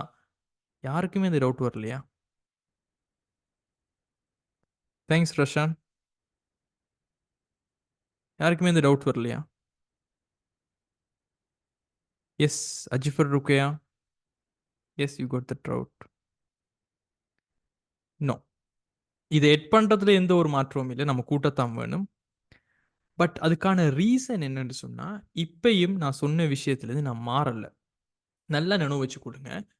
gross டொமஸ்டிக் ப்ராடக்ட் மொத்த உள்நாட்டு உற்பத்தி சந்தை விலையில நம்ம கணிக்க போறோம்டா நிச்சயமாக இறக்குமதிகள்ல தேறிய வரிகளாக நாம எவ்வளவு கலெக்ட் பண்ணி கொண்டோம் என்பதை கூட்டத்தான் வேண்டும். ஏன்னு சொன்னா ஸ்டூடெண்ட்ஸ், இந்த வரிகள் அதாவது இந்த உற்பத்தி மற்றும் இறக்குமதி மீதான இந்த தேறிய வரிகள் என்பது இறக்குமதி, ஸ்பெஷலா இறக்குமதி, ரைட்? இறக்குமதிகளான வரிகள் என்பது என்னத்தை ரிஃப்ளெக்ட் பண்ணுதுன்னா, நீங்க வெளிநாட்டிலிருந்து பொருளையோ அல்லது சேவைகளையோ நம்ம நாட்டுக்கு கொண்டு வந்தீங்க. பட் யாரு அந்த பொருள் அல்லது சேவையை கன்சியூம் பண்றவங்க, அந்த பொருளை அல்லது சேவையை பயன்படுத்துறவங்க யாரு? நீங்க வெளிநாட்டுல இருந்து கொண்டு வாரீங்க, தட்ஸ் ஃபைன். பட் யார் அதை பயன்படுத்துறது? இலங்கை நாட்டு மக்கள். நான் சொன்னது என்ன, இலங்கை நாட்டுக்குள்ள நம்மட புவியியல் எல்லைக்குள்ள இடம்பெறக்கூடிய விஷயங்களை உள்ளடக்கியதுதான் மொத்த உள்நாடுங்கிறது. இப்ப நம்ம செலவீட்டு அணுகுமுறையில நம்ம காண்ற விஷயமும் நம்மளினுடைய வருமான அணுகுமுறையில காண்ற விஷயமும் ஒரே விஷயம், ஒரே தொகை தான் நமக்கு வரணும். நம்ம வெவ்வேறு அணுகுமுறைகள் போனாலும் ஒரே தொகை தான் நமக்கு வரணும். அதுதான் தேசிய கணக்கெடு. எனவே நம்மட நாட்டுக்குள்ளதான் அந்த பொருள் கன்சியூம் பண்ணப்பட்டால் நம்மட நாட்டு மக்கள் தான் அந்த பொருளுக்கு செலவை கொடுக்க போறாங்கன்னு சொன்னால் நம்மட நாட்டினுடைய வருமானம், உழைத்த மக்களினுடைய வருமானம் தான் அதற்கு கொடுக்கப்பட போகிறதாக இருக்கிறது. எனவேதான் ஸ்டூடெண்ட்ஸ், இறக்குமதி செய்யப்பட்ட பொருட்களின் மீதான வரிகள் என்பது நம்மளுடைய உள்நாட்டு வருமானமாக நம்ம கருதுறதுக்கான காரணம், அது நம்மளினுடைய நாட்டு மக்கள் தான் அந்த வரியை மறுபடியும் என்ன செய்ய போறாங்க, செலுத்த போறாங்க. யோசிச்சு பாருங்க, இறக்குமதியின் போது வரியை கூட்டுறோம். வரியை கூட்டினா அதே பொருளை கொண்டு போய்தான் இறக்குமதிக்காக வரியை கொடுத்த உற்பத்தியாளர் என்ன செய்வார்? விலையை கூட்டி கன்சியூமருக்கு விற்க போறார். விற்கும் போது மறுபடியும் அந்த காசு யாருக்கு வரப்போகுது? இறக்குமதியாளருக்கு தான் வரப்போகுது. மறுபடியும் அவர் அதை வரியா கட்ட போறார். எனவே இந்த இறக்குமதி மீதான தேறிய வரிகள் கொடுக்கப்படுவதற்கான காரணம் அந்த பொருளோ சேவையோ நம்ம நாட்டில் உள்நாட்டில் டொமஸ்டிக்கா தான் நுகர்வு செய்யப்படும். ஸோ இது ஒரு வரியாக இருக்கலாம், தாரிஃபாக இருக்கலாம், அல்லது சுங்க தீர்வையாக இருக்கலாம். எதுவோ இறக்குமதிகளின் மீது விதிக்கப்படுவது, அந்த வரி வருமானத்தை எடுத்துட்டு நம்ம இறக்குமதிகளுக்கு ஏதாவது மானியம் கொடுத்தால் அதனை கழித்ததன் பின்னர் வரக்கூடியதான் இந்த இறக்குமதி மீதான தேறிய வரிகள். ரைட்? ஸோ இந்த வரிகள் இருந்துச்சுன்னு சொன்னா இந்த வரிகளை நம்ம கூட்டி அவங்களுக்கு மானியங்கள் கொடுத்திருந்தால் அதனை கழிச்சிட்டு வரக்கூடியதான் இறக்குமதி மீதான தேறிய வரிகளாக இருக்கும். ஸோ இதை நம்ம கட்டாயமாக நம்மளுடைய மொத்த உள்நாட்டு பெறுமதி சேர்ப்போட கூட்டும் போதுதான் மொத்த உள்நாட்டு உற்பத்தி சந்தை விலையில் நமக்கு கிடைக்கும். பிகாஸ் இதுதான் நுகர்வாளர்கள் உண்மையில ஃபைனல் குட்ஸ் அண்ட் சர்வீசஸ்ல செலவு செய்த உண்மையான கொஸ்ட்டை கொடுக்கக்கூடியதாக இருக்கு. Right? I hope so I am making sense to you. Right? At the same time guys, இப்போ இங்க இந்த உண்மையான கொஸ்ட்டை இது ரிஃப்ளெக்ட் பண்ணும். அதுவும் ஒரு காரணம். ஏன்னு சொன்னா இப்போ வரிகளை நம்ம விதிக்கிறோம் இறக்குமதிகள்ல, அது பொருளினுடைய நம்ம நாட்டுக்குள்ள வரக்கூடிய பொருளினுடைய கொள்வனவு விலையை கூட்ட போகிறது. அது சர்வீஸா இருந்தாலும் சரி, பொருளா இருந்தாலும் சரி. இது நிச்சயமாக எதனை பாதிக்கும்னா மார்க்கெட் பிரைசஸ் பாதிக்கும். இப்போ ஸ்டூடெண்ட், சந்தை விலையில நம்ம இதை பெற்றுக்கொள்ளணும்டா, மொத்த உள்நாட்டு உற்பத்தி சந்தை விலையில என்று சொன்னா ஒரு இறக்குமதி வரியை செலுத்தின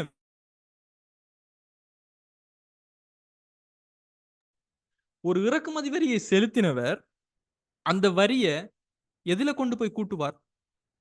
மார்க்கெட்ல விற்க போற பொருள் தான் கூட்டுவார். எனவே சந்தை விலையில நாம எடுக்கணும்னு சொன்னா அந்த இறக்குமதி மீதான வரியை கூட்டுவது சென்ஸா இல்லையா? நான் சொல்ற புரியுதா? நீங்க பேசிக் பிரைஸ மார்க்கெட் பிரைஸுக்கு மாத்தணும்னு சொன்னா உங்களோட பேசிக் பிரைஸ்ல கணிச்ச உங்களோட மொத்த உள்நாட்டு உற்பத்தி அல்லது மொத்த பெறுமதி சேர்ப்போட இறக்குமதி மீதான வரிகள், தேறிய வரிகளை நீங்க கூட்டத்தான் வேணும். ஏன்னு சொன்னா அந்த தேறிய வரிகள் தான் விலையை கூட்டி விட்டுருக்கும். அதை நீங்க கூட்டினா தான் மார்க்கெட் பிரைஸ்ல உங்களுக்கு உங்களோட மொத்த உள்நாட்டு உற்பத்தி கிடைக்கும். ஸோ அது ஒரு முக்கியமான ஒரு பாயிண்ட். ஓகே, ஸோ நீங்க உங்களோட மொத்த உள்நாட்டு உற்பத்தி கல்குலேஷனோட இந்த இறக்குமதி மீதான தேறிய வரிகளை நீங்க கூட்டும் போது அது கன்சியூமரினுடைய எக்ஸ்பெண்டிச்சரோட ஃபைனல் கன்சியூமர்ஸ் எக்ஸ்பெண்டிச்சரோட போகும். ஸோ செலவீட்டு அணுகுமுறையில் அது சரியா வரும். அதே மாதிரி வருமான அணுகுமுறையிலையும் சரியா வரும். ஓகே ஸ்டூடெண்ட்ஸ், நான் சொல்றதெல்லாம் புரியுதா?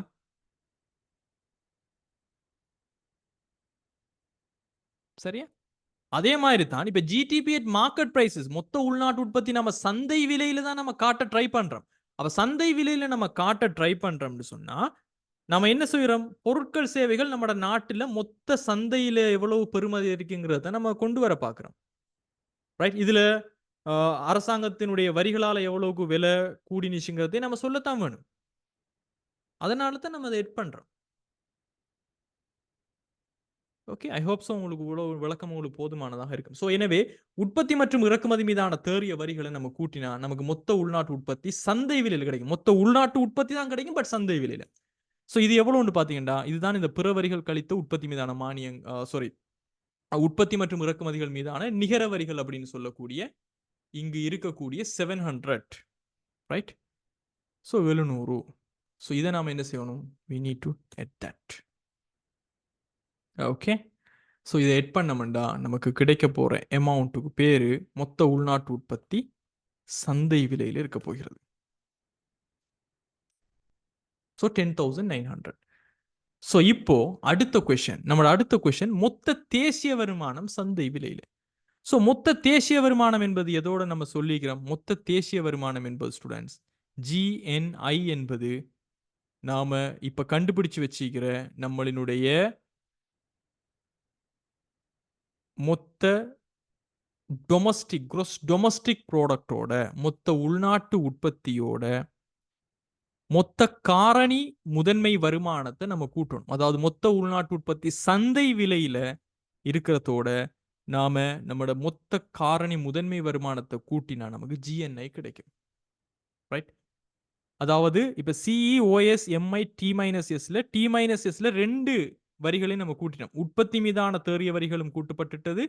அதோட சேர்த்து நம்மளினுடைய இறக்குமதி மீதான தேறிய வரிகளும் கூட்டப்பட்டால் மொத்த உள்நாட்டு உற்பத்தி சந்தை விலையில நமக்கு கிடைக்கும். ரைட், சந்தை விலையில கிடைச்சது. எனவே ஸ்டூடெண்ட்ஸ், மொத்த உள்நாட்டு உற்பத்தி சந்தை விலையில் இருப்பதோட ஓகே நீங்க கூட்ட வேண்டியது தேறிய வெளிநாடு. பிகாஸ் இந்த வெளிநாடுங்கிற சொல் எப்ப வரும்னு சொன்னா நாம தேசியம்ங்கிறதுக்கு போகும்போது. ஸோ தேறிய வெளிநாட்டு முதன்மை வருமானம். ஸோ வெளிநாடுங்கிற சொல். ஓகே ரைட், இதை நம்ம கூட்டினோம்னா வரும். ஸோ மொத்த உள்நாட்டு உற்பத்தி சந்தைவில் நம்ம ஆல்ரெடி கண்டு வச்சுக்கிறோம் 10,900. தேறிய வெளிநாட்டு தேறிய மொத்த காரணி முதல் வருமானம் இதெல்லாம் ஒன்று தான். gross factor primary income. Right, gross factor primary income. So இது நமக்கு கொஸ்டின்ல தந்திப்பாங்க பாருங்க.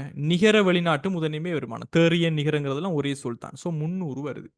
எனவே இந்த 300 நம்ம கூட்டி விட்டோம்னு சொன்னா நமக்கு கிடைக்கக்கூடியது தான், இதற்கு பெயர் தான் மொத்த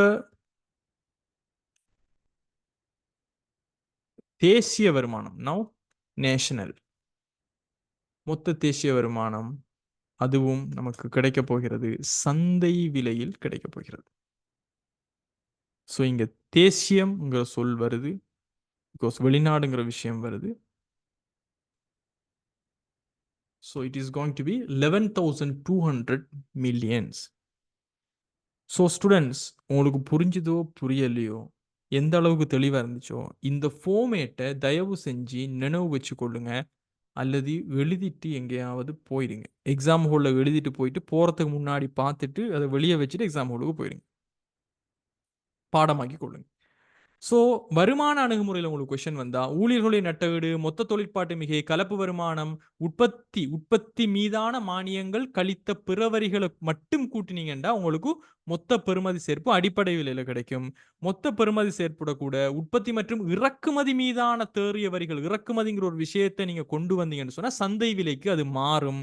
மொத்த உள்நாட்டு உற்பத்தி இதை மொத்த பெறுமதி சேர்ப்புன்னு சொன்னாலும் பிரச்சனை கிடையாது. மொத்த உள்நாட்டு உற்பத்தியை நீங்க மொத்த பெறுமதி சேர்ப்புன்னு சொன்னாலும் பிரச்சனை கிடையாது. இந்த மொத்த பெறுமதி சேர்ப்பு சந்தை விலையில இருந்தாலும் எல்லாம் உண்டுதான்.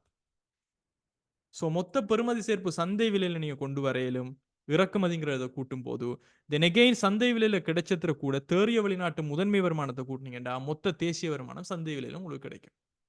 இதை நீங்க பாடமாக்கி வச்சுக்கொள்ளணும். It's very very important. Right,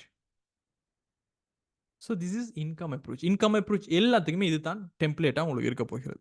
so ஈஸியாக உங்களால் 5 மார்க்ஸ் 10 மார்க்ஸையும் எடுத்துக்கொள்ள இயலுமாரிக்கும். I hope so I make sense. உங்களுக்கு அப்போ இதுக்கு பிறகு ஸ்டூடெண்ட்ஸ் வருமான அணுகுமுறையில் கொஸ்டின் வந்தால் செய்ய இயலுமா? இதை பாடமாகி கொண்டீங்கன்னா சரி. சிம்பிள் லொஜிக்காக விடத்தை நினைவு வச்சுக்கொள்ளணும். Is it clear? Afnani, யுரேனிகா,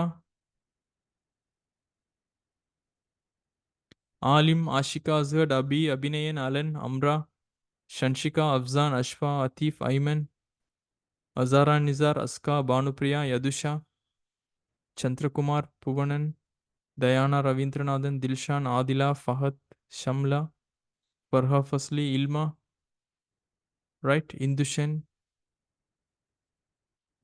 Gowri Nishanthi, Gunaseelan, Ismiya. Okay right, let's move to the next question. இப்போ அடுத்த கொஸ்டினை பாருங்க ஸ்டூடெண்ட்ஸ். பொருளாதார செயல்முறைக்கு பங்களிப்பு செய்கின்ற பேரின பொருளாதாரத்தினுடைய 3 பிரதான துறைகளை அடையாளம் காண சொல்லிக்கிறாங்க. It's a very simple question. நமக்கு தெரியும் வீட்டுத்துறை, நிறுவனத்துறை, அரசு துறை, வெளிநாட்டுத்துறை என்று சொல்லி பிரதானமான துறைகள் உங்களுக்கு இருக்குது என்பது உங்களுக்கு தெரியும். ரைட், இதில் பாருங்க, பேரின பொருளாதாரத்தினுடைய பிரதான 4 துறைகளாக நம்ம படிச்சுக்கிறோம். வீட்டுத்துறை, நிறுவனத்துறை, அரசு துறை. இந்த வீடு, நிறுவனம், அரசாங்கம் எல்லாம் உள்நாட்டுத்துறை என்று சொல்லியும் வெளிநாட்டுத்துறை என்பது ஏற்றுமதியாளர்கள் இறக்குமதியாளர்களை கொண்டதுன்னு சொல்லியெல்லாம் நம்ம நோட்ஸில் படிக்கும்போது படிச்சுக்கிறோம். ஸோ சிம்பிளாக அவங்களோட நினைவுக்காக நான் நியூவாக அப்டேட் பண்ணிக்கிற நோட்ஸை வந்துட்டு உங்களுக்கு சொல்கிறேன். இதெல்லாம் பெரிய அளவுக்கு சொல்ல தேவையில்லை, உங்களுக்கு நார்மலாக தெரிஞ்சிருந்தா போதுமா இருக்கணும். ஸோ வீட்டுத்துறைங்கிறவங்க யாரு? பிரதானமான உற்பத்தி காரணிகள், நிலம், உழைப்பு, மூலதனம், இந்த 3க்கும் உரிமையாளர்களாக வீட்டுத்துறை இருப்பாங்க. ஸோ முயற்சியாண்மை எப்படியுமே அது நிறுவனத்துறை செய்கிற விஷயம். எனவே நம்ம அதை கொண்டு வரல. ஸோ நிலம், உழைப்பு, மூலதனத்துக்கு யார் சொந்தக்காரவங்கண்டா வீட்டுத்துறையாகத்தான் இருப்பாங்க. தென் வீட்டுத்துறையினர் தங்களது காரணிகளை, அதாவது நிலம், உழைப்பு மூலதனத்தை வணிகங்களுக்கு, நிறுவனத்துறையினருக்கு வழங்கி அவங்ககிட்ட இருந்து சம்பளம், வாடகை, வட்டியை வருமானமாக பெற்றுக்கொள்வார்கள். ரைட். தென் உழைக்கப்பட்ட வருமானங்களை பயன்படுத்தி நிறுவனத்துறையினர்கிட்டயே மறுபடியும் போய் பொருள் சேவையை கொள்வன செய்வாங்க. பிகாஸ் அவங்கள்ட்டயே நிலம், உழைப்பு மூலதன முயற்சியை கொடுத்துட்டு அவங்கள்ட்ட இருந்து ஒரு வருமானத்தை எடுத்து மறுபடியும் அந்த வருமானத்தை பயன்படுத்தி மறுபடியும் காசை கொண்டு போய் அவங்களுக்கே கொடுக்குறது. பிசினஸ்ங்கிறது எப்படி வேலை செய்யுது பாத்தீங்களா? அவங்களோட கண்ணை எடுத்து அவங்களோட கையாலேயே அவங்களோட கண்ணை குத்துற மாதிரி தான். பிகாஸ் நிலம் அவங்களோட, உழைப்பு அவங்களோட, மூலதனம் அவங்களோட. இவங்க அந்த நிலத்தை, உழைப்பை, மூலதனத்தை ஆர்கனைஸ் பண்ற வேலையை மட்டும்தான் பார்க்கிற. But that is a very very perspective. அது வேற கதை. பட் அவங்ககிட்ட இருக்கிற விஷயத்தை எடுத்து அவங்களே வேலை வாங்கி அவங்களே ஆர்கனைஸ் பண்ணி மறுபடியும் அவங்களுக்கே பொருளை வித்து அவங்களுக்கு கொடுத்த சம்பளத்தை விட அதிகமான தொகையை வருமானமாக பெற்றுக்கொண்டு அதுல லாபம் உழைக்கிறது. So that is business. Right. So இந்த வீட்டுத்துறையினுடைய பொருட்கள் சேவைகளை கொள்வனவு செய்யற பொருட்கள் சேவைகளுக்கு கேள்வியை உருவாக்குறாங்க. இவங்க தான் டிமாண்டையும் உருவாக்குறாங்க. ஸோ பொருட்கள் சேவைகளை வாங்க போறவங்களும் அவங்க தான். ஸோ பொருட்கள் சேவைகளை கொள்வனவு செய்யறாங்க. யாரு கொடுத்த காசுல? நிறுவனத்துறை கொடுத்த காசுல. பட் அவங்க கொடுத்த காசை விட கூடுதலான தொகையை வாங்க போறாங்க. ஸோ கேள்வியை உருவாக்குறவங்க இவங்க தான். பொருளியல்ல வீட்டுத்துறையினுடைய செலவீடு மிக முக்கியம். பிகாஸ் அவங்க செலவீடு செய்ய ரெடியா இருந்தா தான் பொருளுக்கு டிமாண்ட், பொருளுக்கு டிமாண்ட் இருந்தா தான் மக்களுக்கு வேலை வாய்ப்பு, மக்களுக்கு வேலை வாய்ப்பு இருந்தா தான் அரசாங்கம் நடக்கேலு. ரைட். ஸோ வீட்டுத்துறையினுடைய செலவீடு என்பது ரொம்ப ரொம்ப முக்கியமான ஒரு பகுதி. அரசாங்கத்தால் வழங்கப்படுகின்ற கல்வி, சுகாதாரம் மற்றும் உட்கட்டமைப்பு வசதிகள் போன்ற பொது சேவைகளையும் வீட்டுத்துறை தான் பயன்படுத்துவாங்க. ஸோ அரசாங்கம் ஃப்ரீ எஜுகேஷன், சுகாதாரம், உட்கட்டமைப்பு வசதிகள் எல்லாமே வழங்கும். பட் அதுவும் அவங்க சும்மா கொடுக்க மாட்டாங்க. அவங்ககிட்ட இருந்து வரிகளாக அறப்பட்டு கொள்வாங்க. ஸோ அரசாங்கத்திடமிருந்து ஓய்வூதியம், வேலையின்மையில் இருந்த நன்மைகள், வேற ஏதாவது மாற்றல், சமுர்த்தி மாதிரியான மாற்றல் கொடுப்பனவுகள் கொடுத்தால் அதனை வீட்டுத்துறைகள் பெற்றுக்கொள்வாங்க. தென் வீட்டுத்துறையினர் வந்து அரசாங்கத்துக்கு வரிகளை செலுத்துவாங்க இந்த சேவைகளை பெற்றுக்கொள்றதுக்காக. இந்த வரிகள் அரசினுடைய பொது சேவைகள், அதாவது இப்ப நம்ம ஏற்கனவே சொன்ன மாதிரி இந்த ஃப்ரீ எஜுகேஷன், ஹாஸ்பிட்டல்ஸ், போக்குவரத்து, இந்த மாதிரியான பொது சேவைகள், சமுர்த்தி போன்ற மாற்றல் கொடுப்பனவுகளுக்கு நிதியீட்டமாக, இன்கம் சோர்ஸாக அவங்களுக்கு இருக்கு. தென் வீட்டுத்துறையினர் தங்களது காரணி வருமானத்துல ஒரு பகுதி, அதாவது நிலம், உழைப்பு மூலதனம் கிடைச்ச வருமானத்துல ஒரு பகுதியை சேமிப்பாங்க. ஸோ வீட்டுத்துறையினர் ஒரு சேமிக்கிறதா அல்ல செலவு செய்யறதாங்கிற தீர்மானம் வந்து ஒரு நாட்டினுடைய ஒட்டுமொத்த பொருளாதார நடவடிக்கையும் பாதிக்கும். பிகாஸ் சேமிப்பு செஞ்சாங்கன்னா மொத்த கேள்வி அதிகரிக்கும். மொத்த கேள்வி அதிகரிச்சா பொருளாதாரம் வளர்ச்சி அடையும், வேலை வாய்ப்பு அதிகரிக்கும், பணவீக்கம் அதிகரிக்கும். இல்ல நம்ம செலவு செய்யறதுல கொஞ்சம் சேமிப்போம்னு நினைச்சாங்கன்னு சொன்னா அங்க டிமாண்ட் குறையும். அதனால நுகர்வு குறைவடையும், வேலை வாய்ப்புகள் குறைவடையும், பணவீக்கம் குறைவடையும் சொல்லி ஒட்டுமொத்தமான பொருளாதார நடவடிக்கையையும் பாதிக்கக்கூடிய ஒரு விஷயமாக இது அமையக்கூடியதாக இருக்கு. இது வீட்டுத்துறை சம்பந்தப்பட்டது. அதே மாதிரி நிறுவனத்துறை சம்பந்தமாக நான் சில விஷயங்களை எட் பண்ணிக்கிறேன். புதிதாக பார்த்துக்கோங்க. உங்களோட ஈஸியாக அண்டர்ஸ்டாண்ட் பண்றதுக்காக.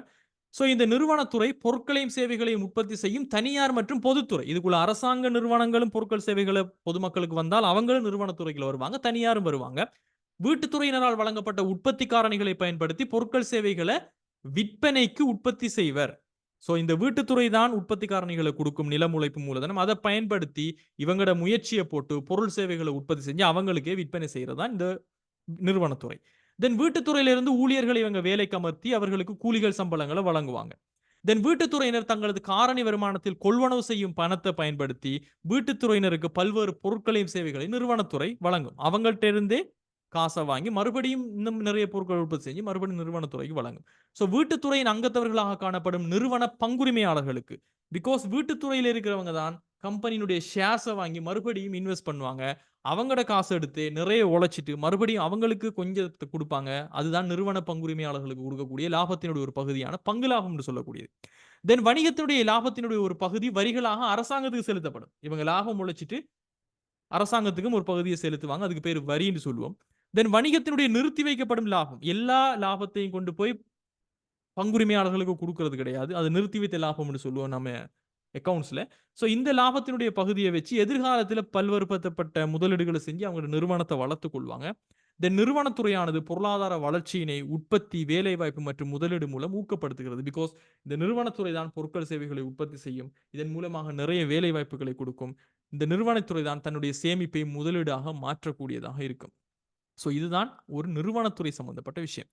தென் அரச துறை என்று சொல்லக்கூடிய கவர்மெண்ட்டை பார்த்தீங்கன்னு சொன்னா இந்த அரசு துறை கவர்மெண்ட் செக்டர் அத்தியாவசிய சேவைகள் மற்றும் உட்கட்டமைப்பு சேவைகளை வழங்கும். பிகாஸ் தனியார் துறை வந்து எல்லா விஷயங்களையுமே ஃப்ரீயா வழங்க மாட்டாங்க. ஸோ சில விஷயங்கள அரசாங்கம் கட்டாயமாக செய்ய வேண்டி வரும். ஸோ இந்த பொதுத்துறை வழங்கக்கூடிய அத்தியாவசிய சேவைகள், உட்கட்டமைப்பு வசதிகள், இப்போ எந்த ஒரு தனியார் நிறுவனங்கள் ஏர்போர்ட் கட்டுறதுக்கோ, பெரிய பெரிய டிரான்ஸ்போர்ட்டேஷன் சர்வீஸுக்கோ வாரது கிடையாது. பிகாஸ் அது ஒரு அத்தியாவசிய சேவை. அதில லாபம் சில நேரங்கள்ல கிடைக்காது. எனவே இதை அரசாங்கம் தான் செய்ய வேண்டும். ஸோ இது இதை செய்கின்ற அனைத்து பொதுத்துறை நிறுவனங்களையும் உள்ளடக்கியது தான் அரசு துறை. ஸோ இவங்க தான் இந்த சட்டத்தை நிலைநாட்டுறது, தேசியத்தினுடைய பாதுகாப்பு, கல்வி, சுகாதாரம், போக்குவரத்து, உட்கட்டமைப்பு வசதிகளை வழங்குகிற விஷயங்கள்ல ஈடுபடுவாங்க. தென் அத்தியாவசிய பொருட்களின் விலைகளை குறைக்கிறதுக்கு மானியங்களை வழங்குறது இந்த நிறுவனத்துறைக்கு, பொருளாதாரத்துக்கு மிக முக்கியமான துறைகளுக்கு நிதி உதவிகளை வழங்கி ஸ்திரப்படுத்துறது, அதே மாதிரி தனிநபர்கள் நிறுவனங்களை மீது அவங்க வழங்கக்கூடிய பொது சேவைகளுக்காக வரி அறவிடுற போன்ற விஷயங்கள்ல இந்த அரசு துறை வந்துட்டும் தொழிற்படக்கூடியதா இருக்கு.